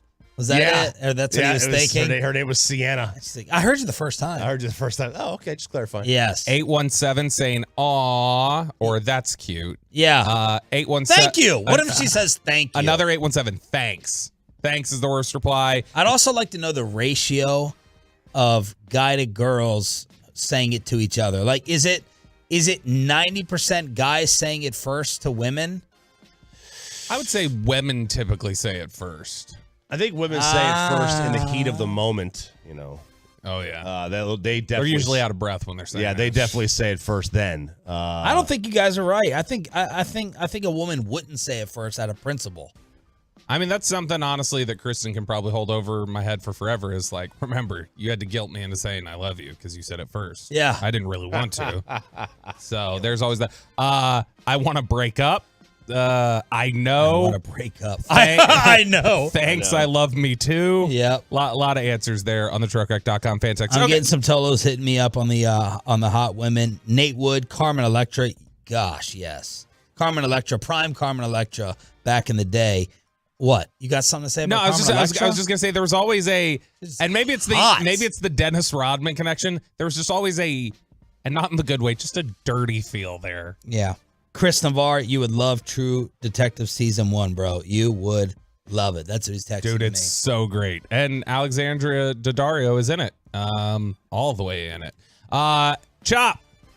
What is the stupidest thing you've ever done to try to be cool? Oh. Just say smoking. Yeah, smoking. I mean, I don't know that I did smoking to try to be cool. Boy, that's a tough one. Like, seemingly everything I've done in my life has been with the goal of being cool. Literally everything. Being a D-bag gym rat.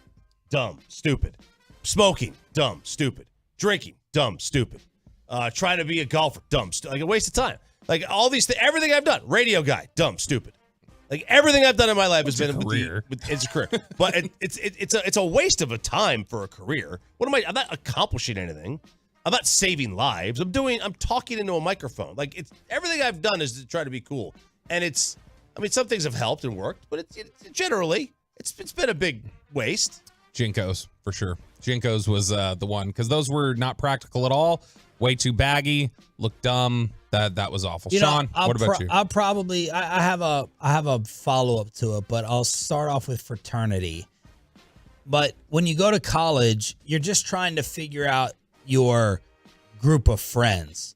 So probably my first week or two, I wasn't feeling like an immediate large clique to hang out with, and then you find that person or another person and they just happen to belong to a fraternity. I wasn't trying to join a fraternity to be cool. It was like, okay, these are the group of guys that are chill that I still hang out with and talk to this day. And that's what I would answer. But I will also say, don't join any fraternity with the hazing and all the stupidity of it. Don't do that. My favorite line about the fraternities is from Peyton, where when I mentioned we were talking about fraternities one time, and we're like, Peyton, were you in one? And he said, no, I didn't have to buy my friends. Yeah, that's everybody's line. Real original. Real all original. Right, last one here. What places in America, Sean Sharif, should foreigners avoid at all costs? Foreigners? Yes, gather the foreigners. And you from the upper 49 qualify. Like somebody who comes from Oklahoma? overseas. Yeah. Somebody who comes from overseas and visits and they're like, where should I visit while I'm in America? Where would you tell them, don't go here? By the way, the answer is Jacksonville and that sewage hellhole. Apparently Sunnyvale, but more on that later. Rockford, Illinois. Used to be Baltimore. Those I can speak to. I would also maybe throw out New Jersey to some. But yeah, Rockford, Illinois, that hellhole for a year. Awful. Never been to Rockford. Oh, San Francisco. San Francisco. Awful. Yeah. San Francisco. Yeah, San Francisco's terrible. Just Roanoke, because I don't want anybody else there. Traffic. I hate traffic. We have one stoplight that matters. And it just now got to the point where I don't have to wait two turns with the stoplight. So I will say, everybody, stay away from Roanoke. I don't want the traffic. You guys have all those beat down roundabouts too near Roanoke, which are awful. And yours is Jacksonville? Jacksonville's awful. And Salt Lake City. Just kidding, Jeff. Salt Lake. I was just messing with Jeff. Speaking of Jeff, hook up the Tolos for turning it on, leaving it on. Let's do it right now. All right, we've got a giveaway, and this one is sure to be a knockout. Be caller 10 at 877-881-1053 and win a pair of tickets to see the most badass fight in combat sports. Nate Diaz face off with global superstar Jake Paul. This fight for the ages will take place in American Airlines Center on Saturday, August 5th. Get tickets at Ticketmaster.com or by being caller 10 right now at 877-881-1053. Again, that's caller 10 at 877-881-1053. We got some local shots being fired at Deion Sanders. Jimbo says, what pressure? And someone says Saban's legacy is on the line. A little college football kegger. Next on Sean and RJ. Well, let's get you over to the greatness of Diamonds Direct on Main.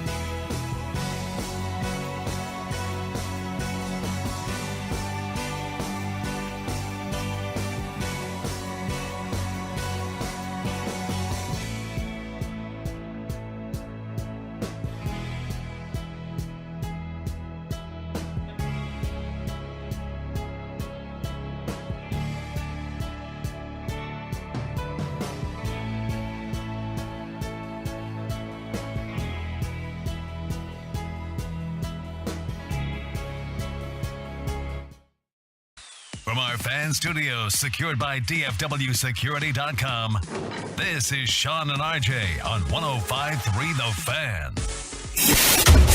College football!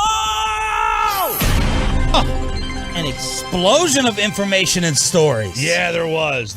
Where do you want to start, Sean? Do you want to start with OU Texas changing their name again? Oh, yeah. Do you want to talk about more Northwestern fallout or idiocy coming from Paul Feinbaum? Let's go with the rivalry or the shootout or whatever the heck they're changing it to, and then we'll get into Dion. All right. So this is for Bobby Belt. This is for Bobby and Belt. Chris Arnold. Touchdown. The final year of the Big 12. It will return. The Red River rivalry is bringing its name back. Not to the Red River Shootout, but to the Red River rivalry, which nobody knew that it actually changed Red River rivalry to Red River Showdown. So I was in Kansas City for 1 year, and I was kind of making fun of Kansas versus Missouri. And the boss calls me in, and he goes, "People lose lives over this rivalry. Don't joke about it." And I kind of got a similar talking to here when I was making fun of naming this event. Well, now I've been here 12 years. I don't care. This is so stupid, and it's so annoying. Red River rivalry is too tough to say. Very tough. It is too difficult to say. Get it out of here. I know they were trying to be like the Washington Bullets and move away from gun violence with Red River Shootout. Red River rivalry, it's too tough. It's too tough to say, but plus, nobody equated Red River shootouts with actual gun violence. Yeah. Because a high-scoring game is called a shootout. A shootout. Like, that's why they call it that. It was dumb to begin with. Shouldn't it be a cookout since a high-scoring game is about burgers, Chop? It is about burgers. They 40 burgers and 50 burgers. Yeah, but also, like, you're at the state fair, just call it a corn dog. Not if Lincoln Riley's cooking. We can't have anything associated with grilling near Lincoln. But until what is it now? What is it going to be? So it's the Red River Showdown, but this year... Oh, it's the showdown. So it's been the showdown since 2014. Apparently, I didn't know that. Apparently, this year it's going to be the Red River rivalry again, one last time. So we're not going back to shootout. No. It was go back showdown. We're going back to rivalry. We're going to go back to the good old days of 05 to 14. That legendary 9-year period where it was the actual Red River rivalry. That's what we're going to. Red River rivalry is better than Red River Showdown, which is dumb, but they need to go back to Red River Shootout because that's what it is. That's what it's called. And the whole... Okay, I'm not trying to get in trouble today, but it's dumb. What did you say, Choppy? The last time these two teams played, where both were ranked in the top 10, was 2008. Yeah, they ought to call it a dying game because the last two, like I said, the last two teams were both right in the top 10 was 08. That was Sam Bradford and Colt McCoy. Oklahoma had won 3 straight, but Bobby's Longhorns last year 49-0 season. The series all time led by the Longhorns 63-50-5. Yeah, and look, I think Texas is going to win this game. Look, this thing is obviously it's a good rivalry, and the upsets happen. But on the surface, when you have Quinn Ewers, then Arch Manning following up, I mean, I don't know how Texas loses this game for the next 5 years. How about the Big 12 deputy commissioner taking a shot at the Longhorns? Quote, "I continue to maintain the choice Texas made was not a financial one because we all know what the Texas resources are like. I think their decision, Bobby, was more about affiliating with a group of schools that on a given Saturday, they'd rather get beat by Alabama than Kansas State or Florida than Iowa State. That was really driving the way they looked out down the road." Yikes. You'd rather get beat by Alabama than you would K-State or Iowa State. Yeah, I mean, that sounds like That's good. That sounds like the bitter take of somebody who's having to beg UConn to come into your conference. Basketball move. Microphone's off. It's a basketball move. We should have seen if he would have gone the whole segment, not realizing he would have good 10 seconds. I heard it. All right. Yeah. Brent Venables? Yes. Brent Venables is the coach of, Bobby? Oklahoma, the worst school in the country. Not the worst school in the country. No. Not the worst school in the country. Brent Venables is the head coach of Oklahoma. Now, we had heard Pat Narduzzi of Pitt criticize Deion Sanders for the type of not the recruiting that he's been doing, but the way they've approached the transfer portal. Cleaning house. Where he basically just walked in, told everybody, you're not welcome here, I'm bringing in my own players. Yeah. Or as Deion famously said, my luggage is Louis. So Narduzzi wasn't really a fan of that. And Brent Venables, completely unprovoked, didn't say the same thing, but did put himself in a position where whether he's right or wrong is going to get killed. So you're going to talk about a culture change and, a resetting of the standards and what the expectations are. I gave guys 12 months of grace, and I was unlike Deion. I gave guys 12 months of grace to figure it out. Here's the 3. Go to class, live right off the field, and when you show up over here, man, you show up with respect and appreciation for your opportunity. And if you go 0 for 3 for 12 months, you need a fresh start. So we help 21 guys, give or take, find a fresh start. Wow. So basically, Deion, to be fair, did bring this on himself when he basically kind of ushered everybody out, right? He comes in, ushers everybody out. You can't really say he gave those guys a fair chance to stay on with the program. It's Deion's program. Yeah, you can do what you want with your program. It's just, It's very cold, though. You come right in. You don't even have time to properly evaluate and say, do I have the right players? He came in and kicked a bunch of kids out. Yeah, they had 70 guys enter the transfer. It's just not. It's not the right way to do it. Now, you can argue that there isn't a right way to do it. Maybe there isn't. But, if you go, it's like going into a new job and just firing everybody without letting anybody, prove themselves. Well, do we not think that he watched any tape or games? I just think coming right into the program, not getting to know anybody, kicking them out and saying, by the way, my sons are your new starting quarterback and safety. I think that just is bad luck. Yes, I think it's cold, but I think that we are complaining about something that was inevitable anyway. We just wanted kid gloves with it. So if Deion came in and sat everyone down nicely and we got video of him saying, hey, I just, I need to let you know, blah, blah, blah. Like it's a nice Hard Knocks scene where tears are shed. Now we're fine with it. He's going to get rid of anyone anyway and bring in his own people. Parcells wanted to get rid of Datwin and Dexter Coakley when he first got here. And he said, these are like 2 smaller linebackers. It's not possible to play the position the way I want with their size. And he got here and he could not get rid of him right away. He had to coach him for a year. And when he got away from it, he talked about how Datwin was one of the best players he ever coached and that he completely changed his mind on things. Deion would have had his mind changed on a couple guys if he wouldn't have just come right in, swept him out and said, get out of here. Fair. And this is Brent Venables recognizing, I'm going to have to go after Big 12 recruits across from Deion, so I need to make him sound like a cold-blooded killer to his parents. Okay. Look, and Brent had been at OU. He has a long history with the program. Deion had no history with Colorado. He doesn't, know anybody there. And quite frankly, the Colorado fan base is not nearly as big or powerful or, I don't want to say smart, but they're not as invested in Colorado athletics as Sooner fans are. It's a great fan base. Yeah. So Sooner fans may not have welcomed what Brett was going to do if he kind of did the same thing Deion did. Colorado, you may not even find out if they have any fans at all after the seasons that they've had recently, being 1-11. Paul Feinbaum. Sean, we have reached the point of idiocy in college sports. This was an actual question. This could not be more irrational. He was asked a simple question about Nick Saban's legacy.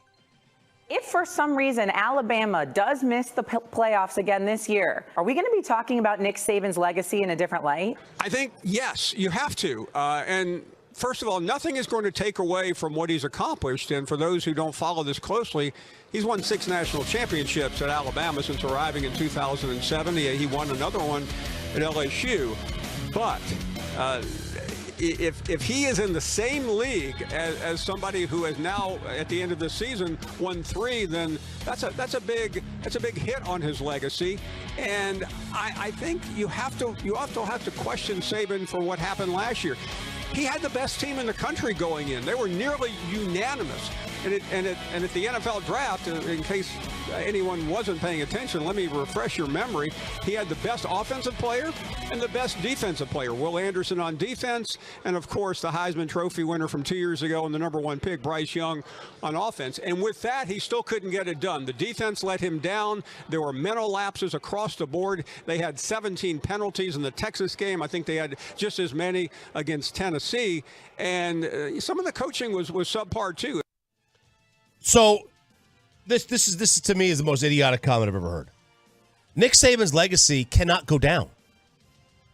Just like Michael Jordan's can't go down unless he gets caught cheating from years ago or something. Unless he pulls unless it's like a Joe Paterno thing where his legacy, but even his legacy as a coach has not diminished. Right. It's diminished as, a person, but that's not what we're talking about here. I'm actually really stunned over Paul Feinbaum's standing in sports media and the platform that he has. This guy looks like Mr. Garrett. Who's the teacher off South Park?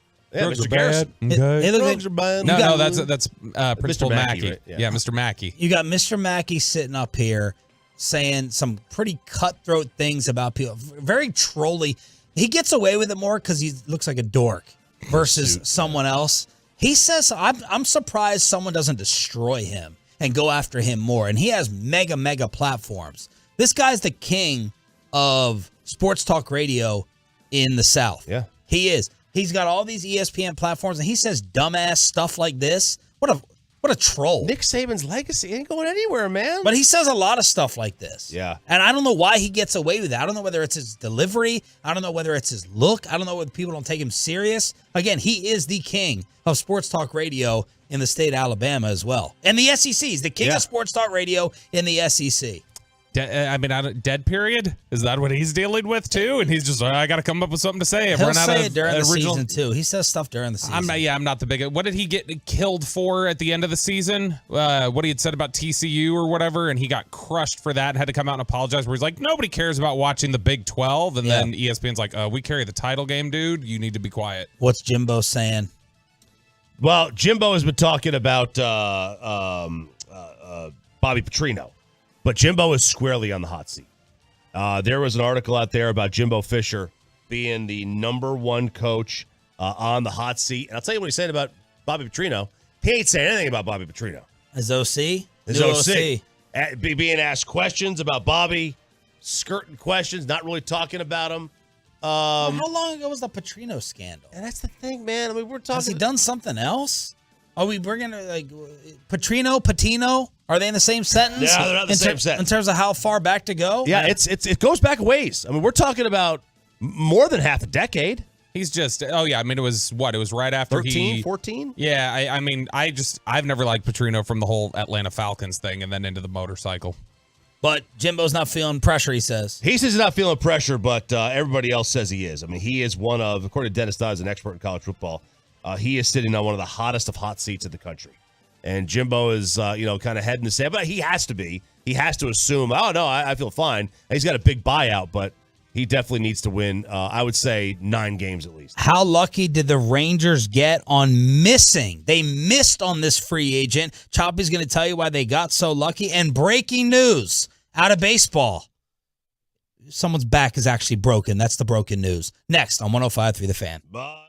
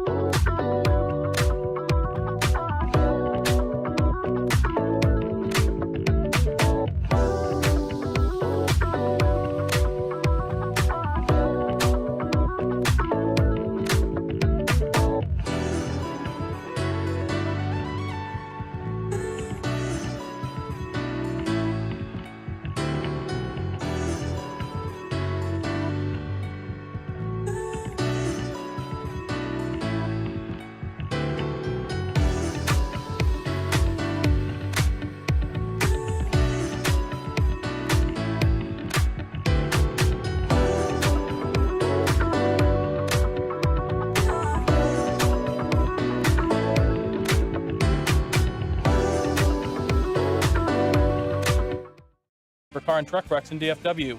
If you or a loved one have been in an accident, contact Franklin Frankel for a free consultation at truckwreck.com or call 214 or 817-333-3333. Full count to the pinch hitter Ramirez. Here's the pitch. In there for a called third strike. He gets him looking at a splitter basically down the middle. Chapman strikes out the side in order. We go to the bottom of the ninth. Young, Garcia, Lowe are due. We're tied at 2.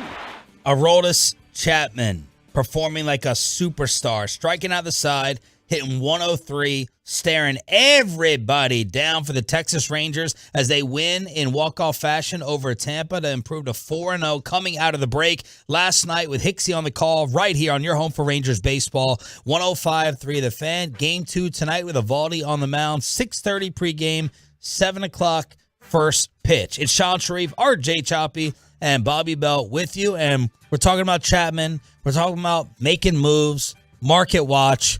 Got a little reminder on how we got lucky missing out on a dude? Yeah, we did. We got a little bit lucky, and I wish I was able to access this article, but it's on a paywall. Thanks, Star Telegram.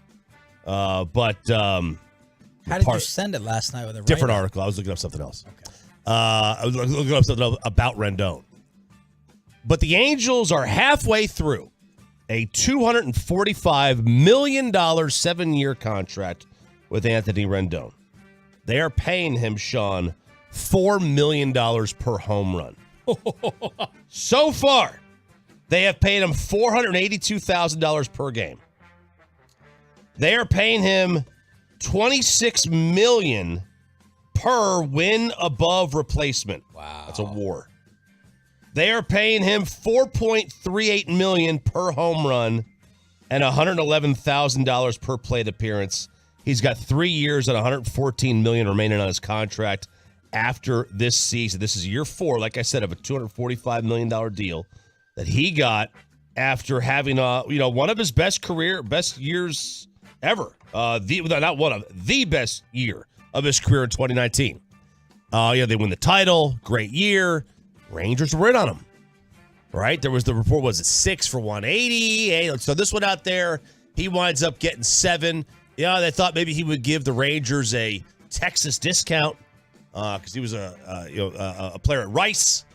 Maybe Rendon will come here. Yeah. Nope. He goes to Anaheim, and they stink, and he stinks, and he has not. They did not work with Albert Pujols or Josh Hamilton or C.J. Wilson. I mean, none of these. Pujols played well early on, but that contract ended like find the old cheese, man, old milk. Ugh. Rendon also, you look at just his games played since he's gotten there, and remember one of them was the COVID shortened season, but just the games played since he got to LA and got paid all this money. 52 games in 2020, 58 games in 21, 47 in 2022, and then this year he's played 43 games. That dude's just not been available either. Did we also get lucky with, was it Carlos Rodon? Did we get lucky with him? Yeah, you could say that because, they essentially... Rodon, stay away. Yeah, so, and Carlos is just came back right before the All-Star break. That was the first time he had thrown all year, but, the Rangers were in on him. He wanted to come here. Started 2 games. He's got a 5.23. But the 2 years prior, he was under a 3. Oh, yeah, he was fantastic, and he had a back issue this year. But before that, he only had 1 season in 6 years under a 4. Yeah, they think he had figured something out, but then he had a little bit of a back issue to start the year, and that really hampered him. And the Rangers decide, they get Evaldi, they go with Heaney. They made the right moves. You got to credit them on that. Jeff Passan broke some news yesterday. Baseball Insider from ESPN, and the breaking news is my back. Sorry I haven't been posting lately. During a cleanup after a big storm in KC, a large tree limb decided to fall and crush me. The good news, I still have use of my arms, legs, and Twitter fingers. The bad news, I have a broken back. The vertebrae fracture will heal. I'll be better. I'm hoping the pain subsides between now and the deadline. Though painkiller-fueled tweets could be a fun time. Thanks to everyone for the support. The nurses at the hospital. My back may be shot, but my phone still works. And he also tweeted out a picture of this tree. said, this is the culprit. You can be sure I'll be making a bat out of it. And this is a big piece of wood. It's a big tree. It's a really, really big tree. And, like, you know, I love that he has a tree like this in his yard. Okay, I wish I had trees like this. Did you ever go to this yard, Sean? While you guys were teammates in Kansas City? I did not go to the yard. That's back when Jeff would talk to me. Now he's too cool to come on. But we had a squad. We had the squad there in KC, man. Something telling me he didn't have this house back then either. Yeah, true. Probably in a different as tax a local bracket beat today. writer. Yeah, he probably didn't have this house. This is a huge tree limb, though, man. Holy cow. Yeah. Ugh, Broken back. that's scary. I do drive around, look at great areas with trees, and I'm like, what happens when that thing falls? It just falls and What collapses your house. Yeah, in your car. In your car. Crushes your car as Hopefully well. the insurance works on that one. That's right. But yeah, it's that's why, you know, if you see that the tree's gonna get like it's getting old, you know, you gotta cut some limbs off a little bit. You know, keep it strong. All right, is this audio worth playing from Johnny Bench, or should we just read it? What do you think? Let's play it and see. Okay. So Johnny Bench, Reds legend, has had to apologize for an anti-Semitic comment he made at a team event. This was Saturday to honor former Reds general manager Gabe Paul, who was Jewish. They started inducting people into the Reds Hall of Fame. Now, this guy's daughter, the GM, the former GM's daughter, Jenny Paul, was there. So towards the end of the news conference, Pete Rose was recalling his first contract negotiation with Gabe Paul, the former GM. He said, when I got out of high school in 1960, Gabe Paul signed me to a contract for $400 a month. His daughter kind of quipped in that cheap, never mind. And Johnny Bench apparently responded with this. Jeff. A well-oiled machine. He was Jewish. Well, he was Jewish. That was the insult there from Johnny Bench. Got some laughter. Oh, yeah, there was. I mean, that was the most surprising thing to me in the whole thing. Played for March Shot for too long. Johnny Bench did? Yeah, that must be what that was. That was the most surprising thing to me was the laughter. There was a lot of laughter following that. It was very uncomfortable. I think you had a really good explanation and reaction to this last night in your email. What if Sean and I talked about for 12 years? The most dangerous place for these, especially the older crowd who doesn't recognize they're constantly being filmed, is these banquets. But this wasn't this is a press conference. Did he not know he was on camera? Like this, the college coaches fall into this trap all the time. Yeah. But like, there's a recent thing that I've had to deal with my kids. My youngest one, like he's on these video games and he's got obviously these friends now. And there was this one kid in his school, it was a friend, a black kid, who said, "You have the pass. You could say the N-word." He gave him the Grant Williams. He gave him the Grant Williams. Literally, to Luca. And I was like, no, you don't. And he didn't understand why. He doesn't understand why he can't say it if this kid tells him to. And I'm like, all right, well, let's just say, for the sake of argument, you say it just in front of this kid. He's cool with that. Okay, what you do with your friend, your individual friend, if he says that to you, if that's the deal that you guys have as friends, it's one thing. But then you get comfortable, you start saying it around other people, and he doesn't have the card to give that for everybody. Right. He doesn't have the right to speak for somebody else. If he doesn't have a problem with you saying that, I mean, you still shouldn't say it. It's not your place to use that word. But, like, you can't go around. And maybe Gabe Paul and Johnny Bench had this relationship. Yeah. And that doesn't mean that Johnny Bench and the rest of the news media or the rest of the world, the other 399 million people in the U.S., have that relationship. Yeah. I had a relationship. One of my best friends in high school was Jewish. We used to have a relationship. I said stuff to him. He said stuff to me. But we haven't talked like that since we were 17. Yeah. Because, I don't know, maybe, Johnny, you kind of grow up. Maybe. Well, you also make jokes. You also make different jokes off mic to people that can handle them. You know what I mean? Like, I'm cool if you guys are making, brown jokes towards me. Or, Indian jokes or airport jokes. Now, you have to deal with other people who may get offended by it that are listening of the same skin color or last name. And that's where Johnny Bench, was really stupid here. Not realizing other people, but he just thought that it was a generic joke that you can go ahead and make. And Zach Wolchuk and others said, no. Yeah. What's one of my go-to lines? You guys see it in the text conversation, and it's nothing of this level like we just heard there from Johnny Bench. But you guys know whenever we make any sort of an aggressive joke in our group chat, I always say you should say that into a microphone on Monday. Right. Like speak that into because that's the thing. There are some things you don't say in front of a microphone even when you're kidding or whatever else. And this would be one of them. Yes, this would be one of them. So that's Johnny Bench getting in a little bit of hot water. So there it is with some Diamond Cavs notes on your home for Rangers baseball. It's Sean, RJ, and Bobby here on 105.3 The Fan. Thanks for being a Tolo. That stands for Turn It On, Leave It On. Greg Olson was talking about working the telestrator. And this was with the Barstool guys. And here's Greg Olson getting pretty graphic, being really, really real when it came to being the number one analyst on Fox. It can happen to anybody, and I believe in karma, so I'm not resharing that. I'm pretending like I never saw it. That's I'm not smart. putting that up to the gods that they one day put me in Carl Ravage's shoes. But I've messed up a million things and drawn the wrong picture on the diet, The penis, telestrator dong. That's tough. Yeah. There's so many things in NFL football that look like penises. Yeah.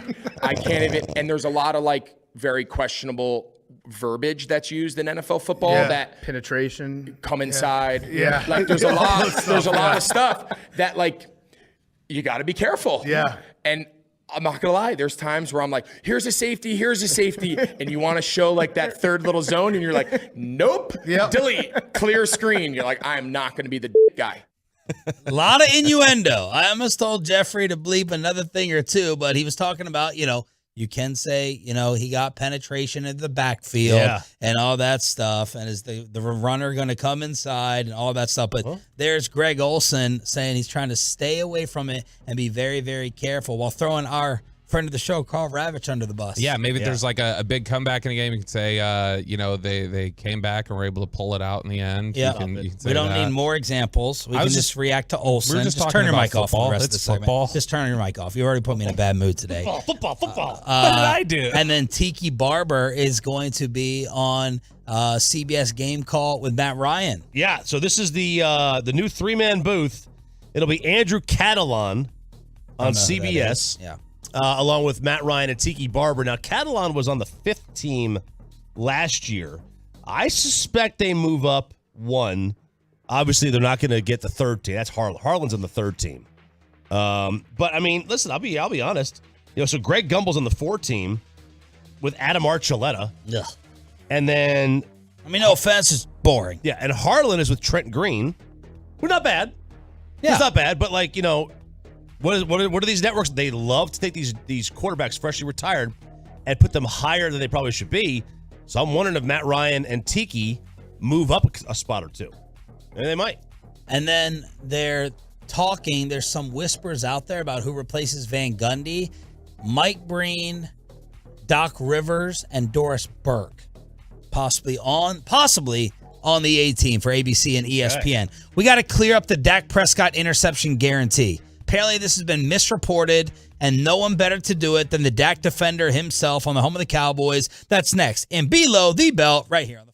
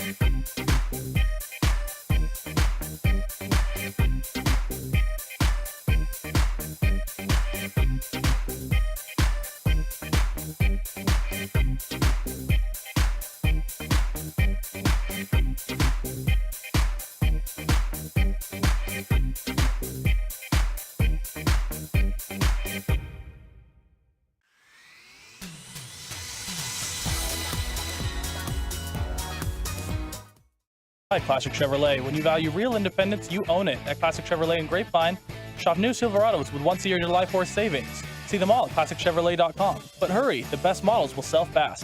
This is Texas. This is Classic Chevrolet. Relax and enjoy the difference. Find new roads.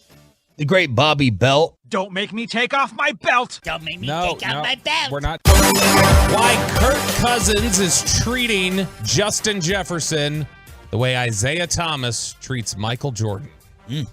More on that in just a moment. First, we've got to clarify something.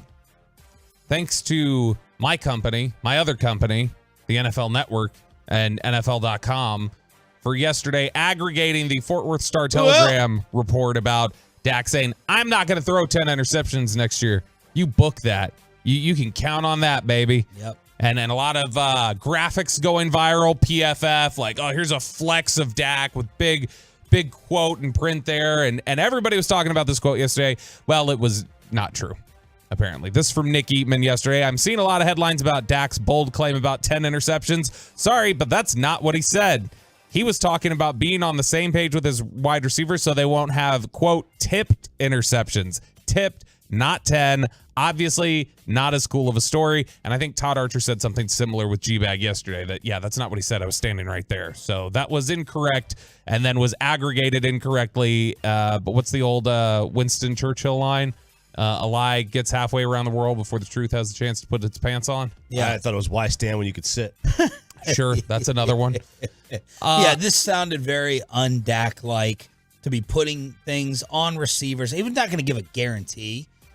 You know, and now he would say last year during some of the shows, I'm going to stop throwing picks.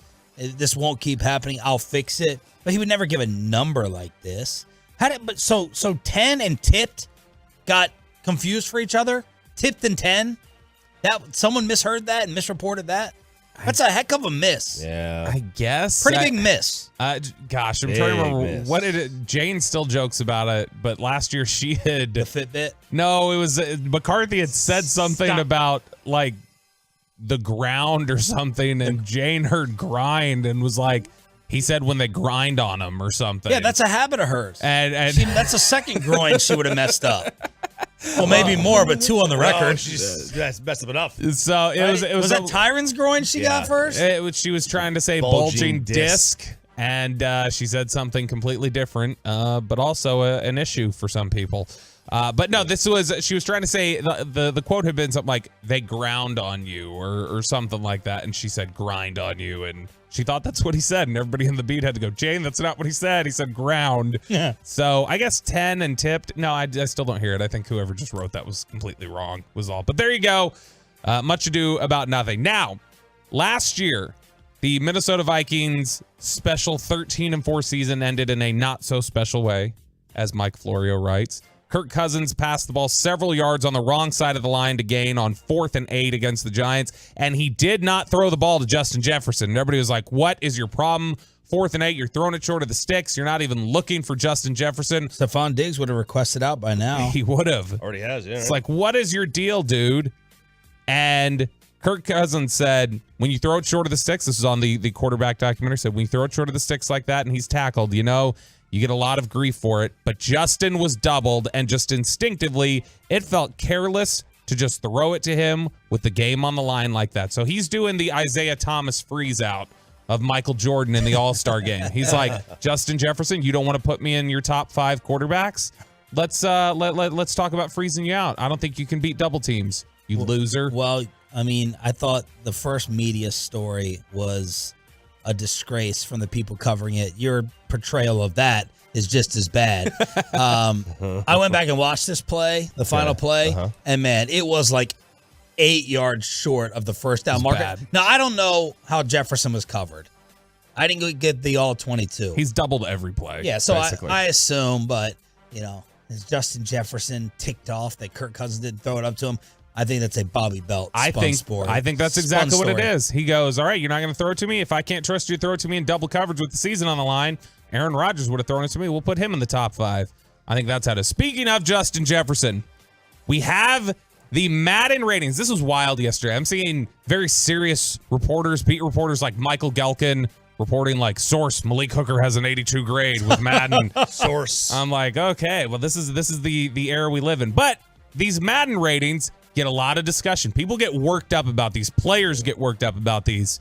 They would rather have a higher Madden rating, I think, than vote total when they're all pro. Probably, yeah, because then they get to use their own player and dominate, and kids become obsessed with them through the game. So they have the receivers list out. We're gonna run through the top 10 highest rated receivers and see if this matches up, because I believe we got the receivers list today from the NFL executives. So we'll have that from Jeremy Fowler later this week that we can go over. This is Madden's ratings. Number 1 receiver in the NFL with a 99 rating, the highest you can get. There are no 100s. Devontae. Justin Jefferson from the Vikings. He joins the 99 club, the only receiver with a 99. Who's on the cover? Who is it? Is it Josh Allen? Yes. It's Josh Allen. Number 90 at 98 overall, and the number 2 receiver in the game, Devontae. Tyreek Hill. Okay. These are going to get to you here in a sec. Devontae Adams is next with a 97. How far down the list do you think we get before we get to CeeDee Lamb? Is he going to be in the top 10? Well, he's borderline top 15 according to Dan Orlovsky, right? Well, Dan Orlovsky may have made these ratings. Oh. Number 4 receiver, tied at number 4. So 4 and 5. Jamar. Nope. Not a top 5 receiver according to Madden. What? With a 96 rating, we get Stephon Diggs.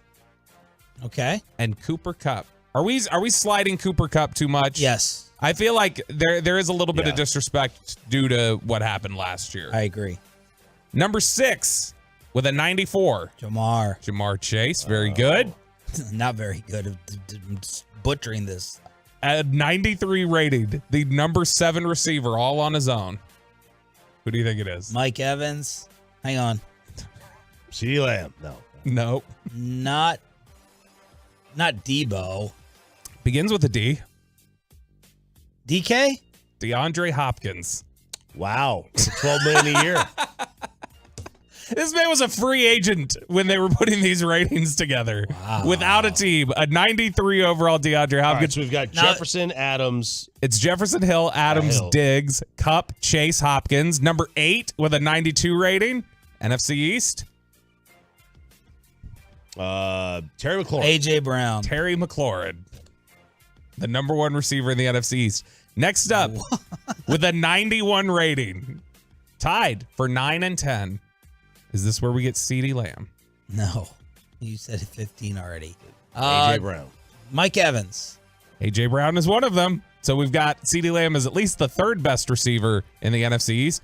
And he would have been 4th had the Cowboys not traded Amari Cooper, who is ranked higher than CeeDee Lamb even after last year.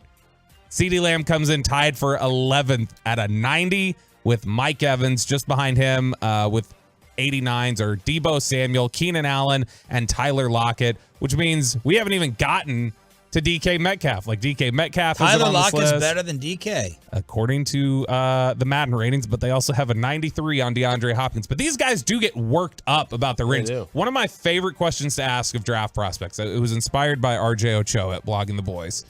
And one of the great questions to watch them get kind of worked up about is, let's say you're interviewing a pass rusher and you just ask Micah Parsons, hey, Mike, if you're playing Madden and somebody gets the Cowboys and you throw an interception to the digital version of you, are you letting him score?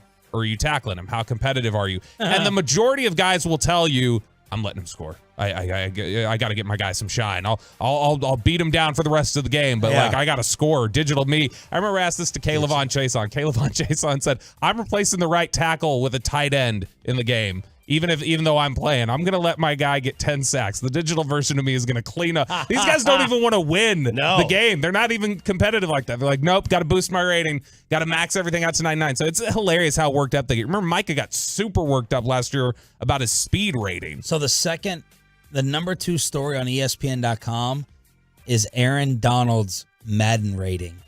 That's number 2 right now in the sports world. Wow. He became the most decorated 99 club member in history today, being given the top rating in the video game for the 7th time in his career, passing Peyton Manning, who had been a 99 for 6 editions of the game. That's a number 2 story in the sports world on this website. Dude, they are obsessed with these ratings. Something else that people are obsessed with right now is the running back market and making sure these running backs get paid. And yesterday there were 3 of them that did not get paid, or they only got paid $10 million. Boo-hoo. They did not get long-term deals. That's Josh Jacobs, Saquon Barkley, and Tony Pollard. Todd Archer reporting that Tony Pollard, his camp, Kennard McGuire, his agent, they had traded figures back and forth with the Cowboys yesterday, but nothing was really close. Nothing gets done. He's under contract. He signed the tender. I don't believe Barkley or Jacobs have, and they are going to be sitting out camp, at least to start. For the early period, Saquon Barkley will not show up for the Giants. Josh Jacobs will not show up for the Raiders. And Austin Eckler has been very vocal about all of this. He's been vocal throughout the process of, when he was holding out for a little bit before he got a deal done. And this from Pro Football Talk, he wants answers. He told Zach Gelb, y'all's best friend from CBS Sports Radio, that from a player's perspective, we have no control. I have no control. Really, we want answers from ownership.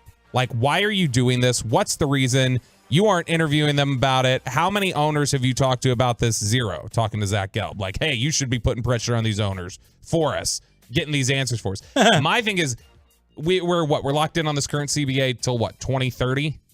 They're locked in for a long time. This isn't coming up for a while, but the running backs are making a concerted effort to be very vocal about this and make a fuss. If we were heading towards labor negotiations, if we were closer to this right now, I think they might be fighting for, hey, we need specific numbers guaranteed for running backs. Has anyone sent these guys the Super Bowl running backs that we cite seemingly after every single year? No running back in 15 years has had more of a contract than $2.5 million.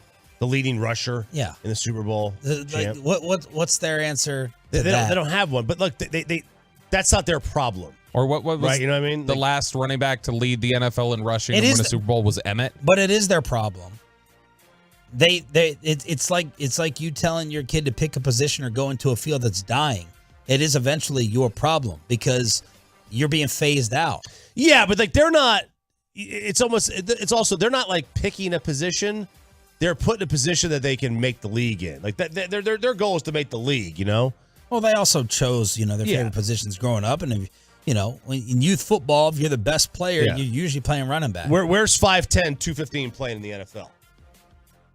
Historically, right? Yeah. You're running back. Safety now. But but the Super Bowl stat is a piece of the puzzle to explain why teams are treating it like this. And now, look, I mean, and from a player, and the players always say, it's your job to figure it out. It's my job to make the most money I can. And look, if I'm a running back, I'm doing exactly the same thing. I'm not gonna try to. I don't care about the analytics of it or the team building an asset. That's on the GM to figure that one out. The players and they have the league. Yeah, they have. This is unfortunately for the back. This is on the league now. This is on the players' union and the league to come to an agreement to change the running back contract structure. Give rookie running backs 2-year deals. When that 2 years is up, you're much more likely to pay a 24-year-old running back on a 4-year deal than you are a 27-year-old running back on a 4-year deal when your 4 or 5-year contract is up. An update on Shohei and the NBA MVP getting moved, plus the Rangers winning a walk-off, and our KMC baseball prank backfires. Final hour, Tolo Tuesday edition next. Let's get you healthy, boys and girls. QC Kinetics. Get you healthy.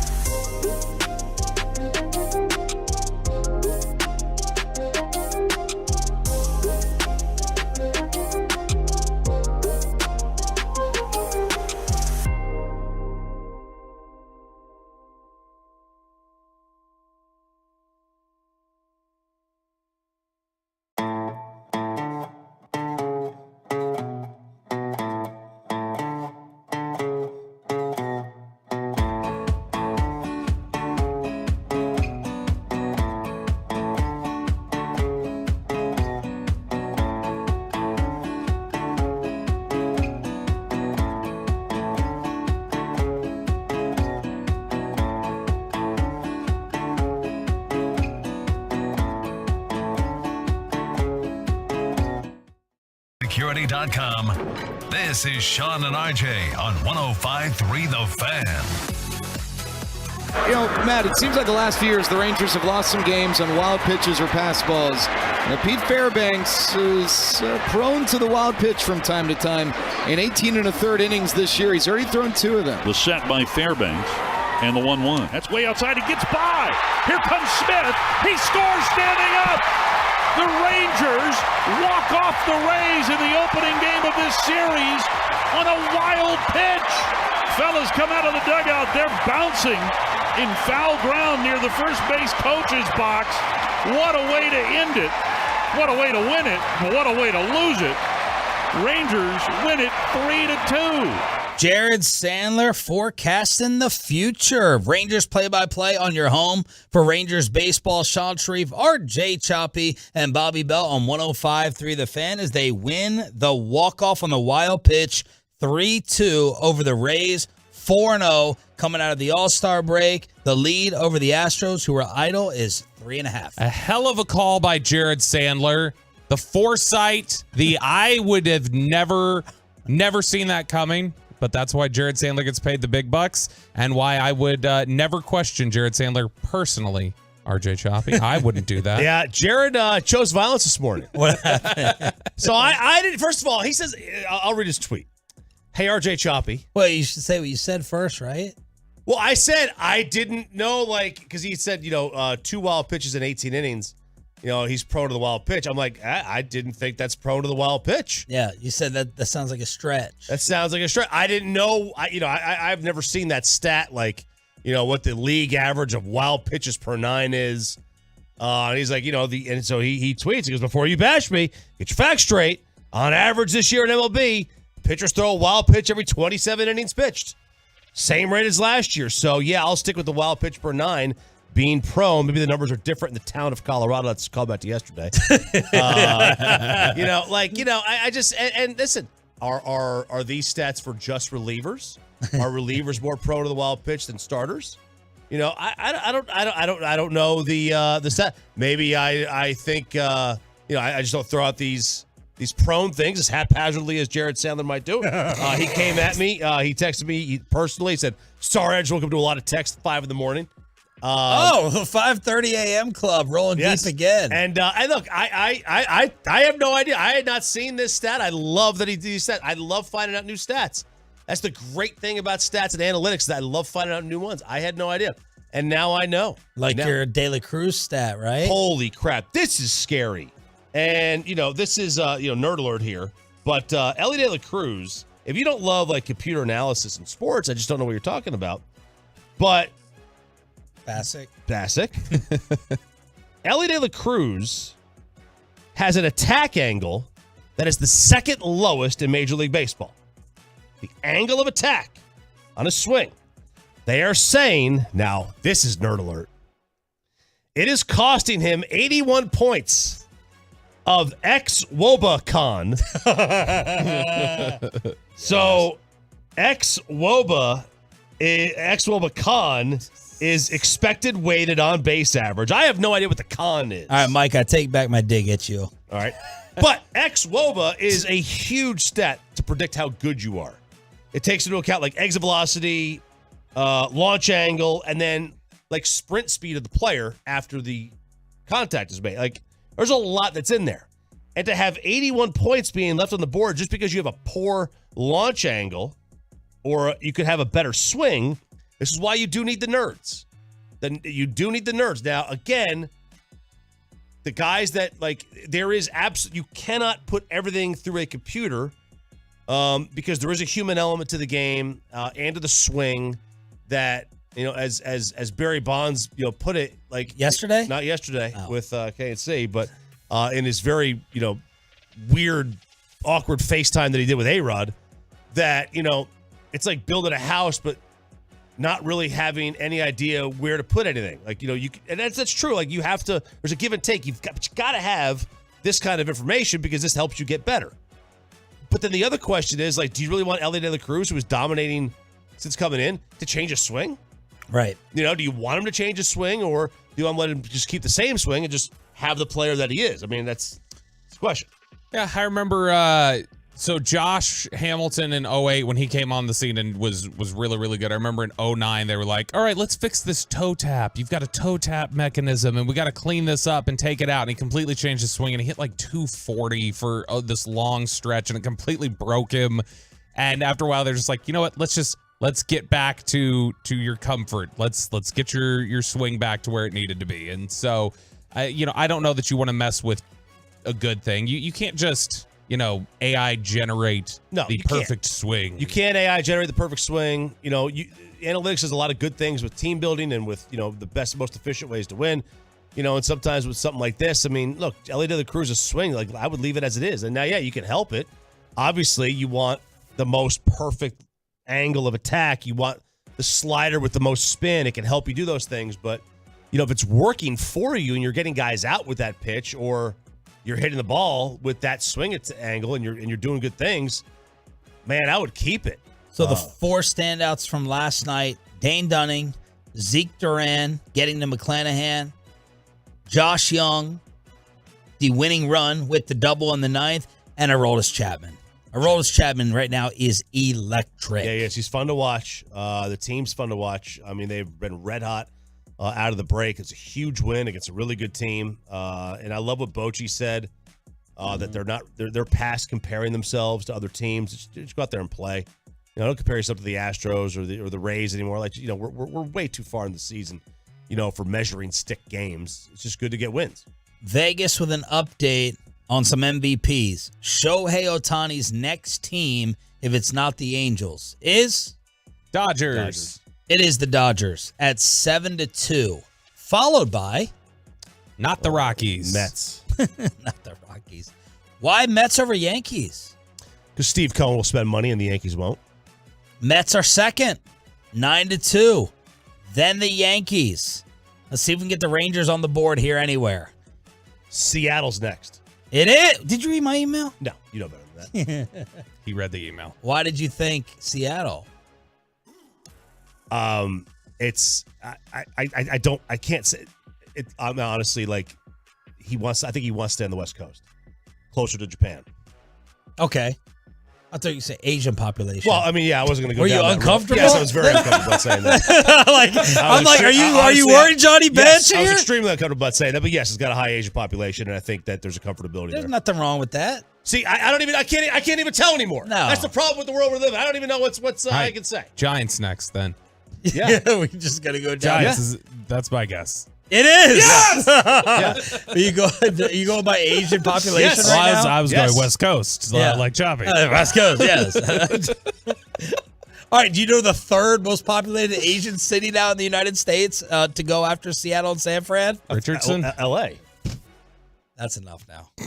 I don't know why. I trust you to like the Richardson. What? I was guessing. All right, just be quiet. Dodgers, Mets, Yankees, Seattle.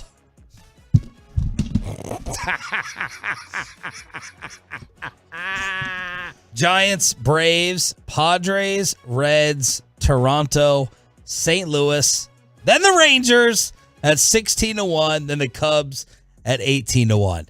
Choppy. Yes. Over, under of the next contract total.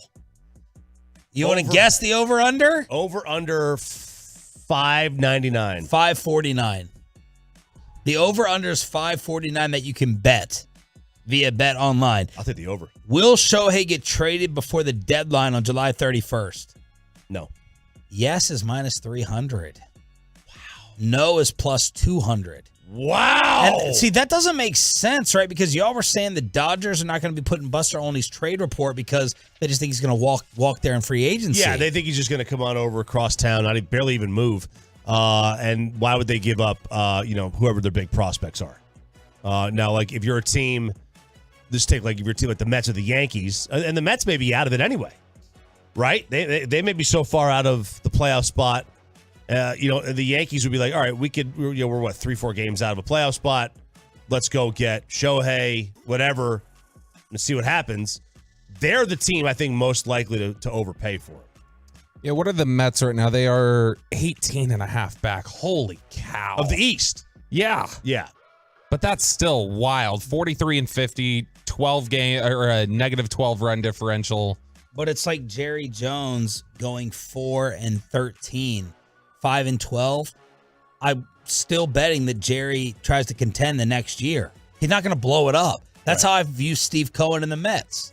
They're not going to blow it up. They're not going to blow it up. And yeah, then they're going to, get rid of Verlander and Scherzer right now. No, the Mets look at it and the Mets are going to say this is an aberration. Yes. That's what they're going to say. I hope they don't. I hope they don't. And maybe they look at it, but also look, I mean, they've got their top end rotation guys are almost 40, or they are 40. Why is Joel Embiid talking like this? He did an interview for the Uninterrupted. Quote, I just want to win a championship. I don't know where that's going to be, whether it's in Philly or anywhere else. I just want to have a chance to accomplish that. I want to feel what it is to win that first one. And then you can think about the next one.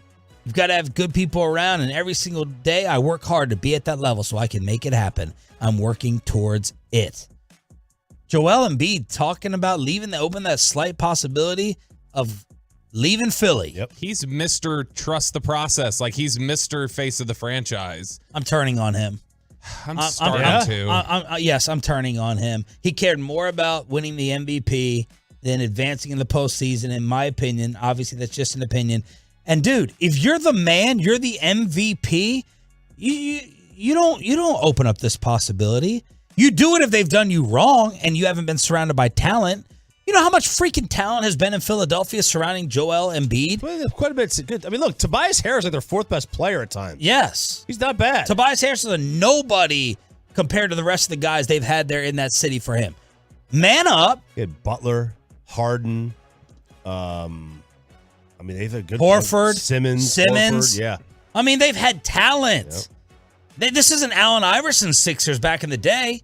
Yeah, I mean, they went 8 deep in the 2018-19 season. They went 8 deep with 10-point per game scoring averages. Wow. That is insane. They had Embiid, Tobias Harris, Jimmy Butler, J.J. Redick, Ben Simmons, Robert Covington. They had Landry Shamet on that team, Markelle Fultz, who at the time was a big-time draft pick. They had absolutely put a ton of talent around him. I don't know what more he wants. Man up. You're the MVP. Step up. You're the big dog. Be nice to have some assets to dangle if he got discontent, though. Oh, what are you going to do now? Trade, let's see. Who'd you trade for? Well, I mean, Tyler Hero. I can't trade Dwight Powell. Can't get rid of him. He's too important. Roddy Beaubois, the retirement rights to Roddy Beaubois. By the way, Tolo sending me, we were talking about, I was talking about Joel Embiid because of the odds. I have odds of him. Next team, if not the 76ers, the New York Knicks, 2-1. Then the Nets, then the Mavericks, third at 7-2 for Joel Embiid. And then a Tolo sent me this Shohei Babe Ruth comp. First 674 games in their career. Home runs. Shohei 160, Babe 159. First 455 innings pitched.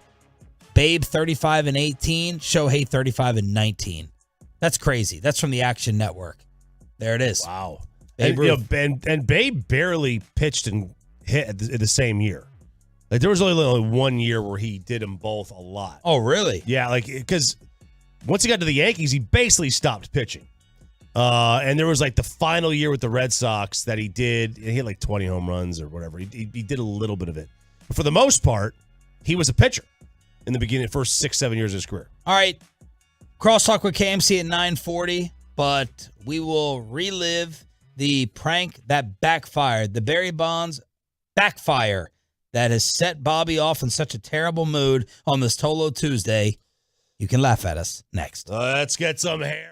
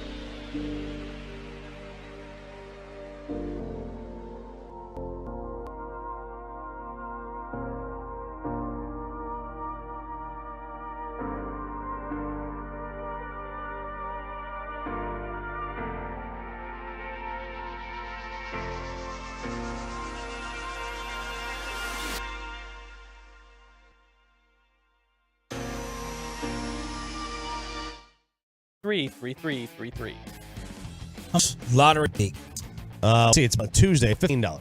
Okay, in the past 7 days. 35. Okay, so last night you were texting us to participate in last night's drawing? Yes, and I did not text Peyton because Peyton ruined the high-low clues. So he didn't get included last night. Okay, so last night, yesterday you just decided to buy a bunch, or you went out and bought them after we Venmo'd you? No, I was going out to buy them, figured you guys would be in. So when I texted you, I just hits and was like, each pay $5. Here's the thing. The other night. To $1 billion after nobody won. A Billy. I went the other night, and when we first bought the Powerball, boy, it would have been a bad night to win. I was like kind of panicked that we were going to win, or when we did Mega, because I did it wrong and I didn't pay for the Mega Plier or whatever.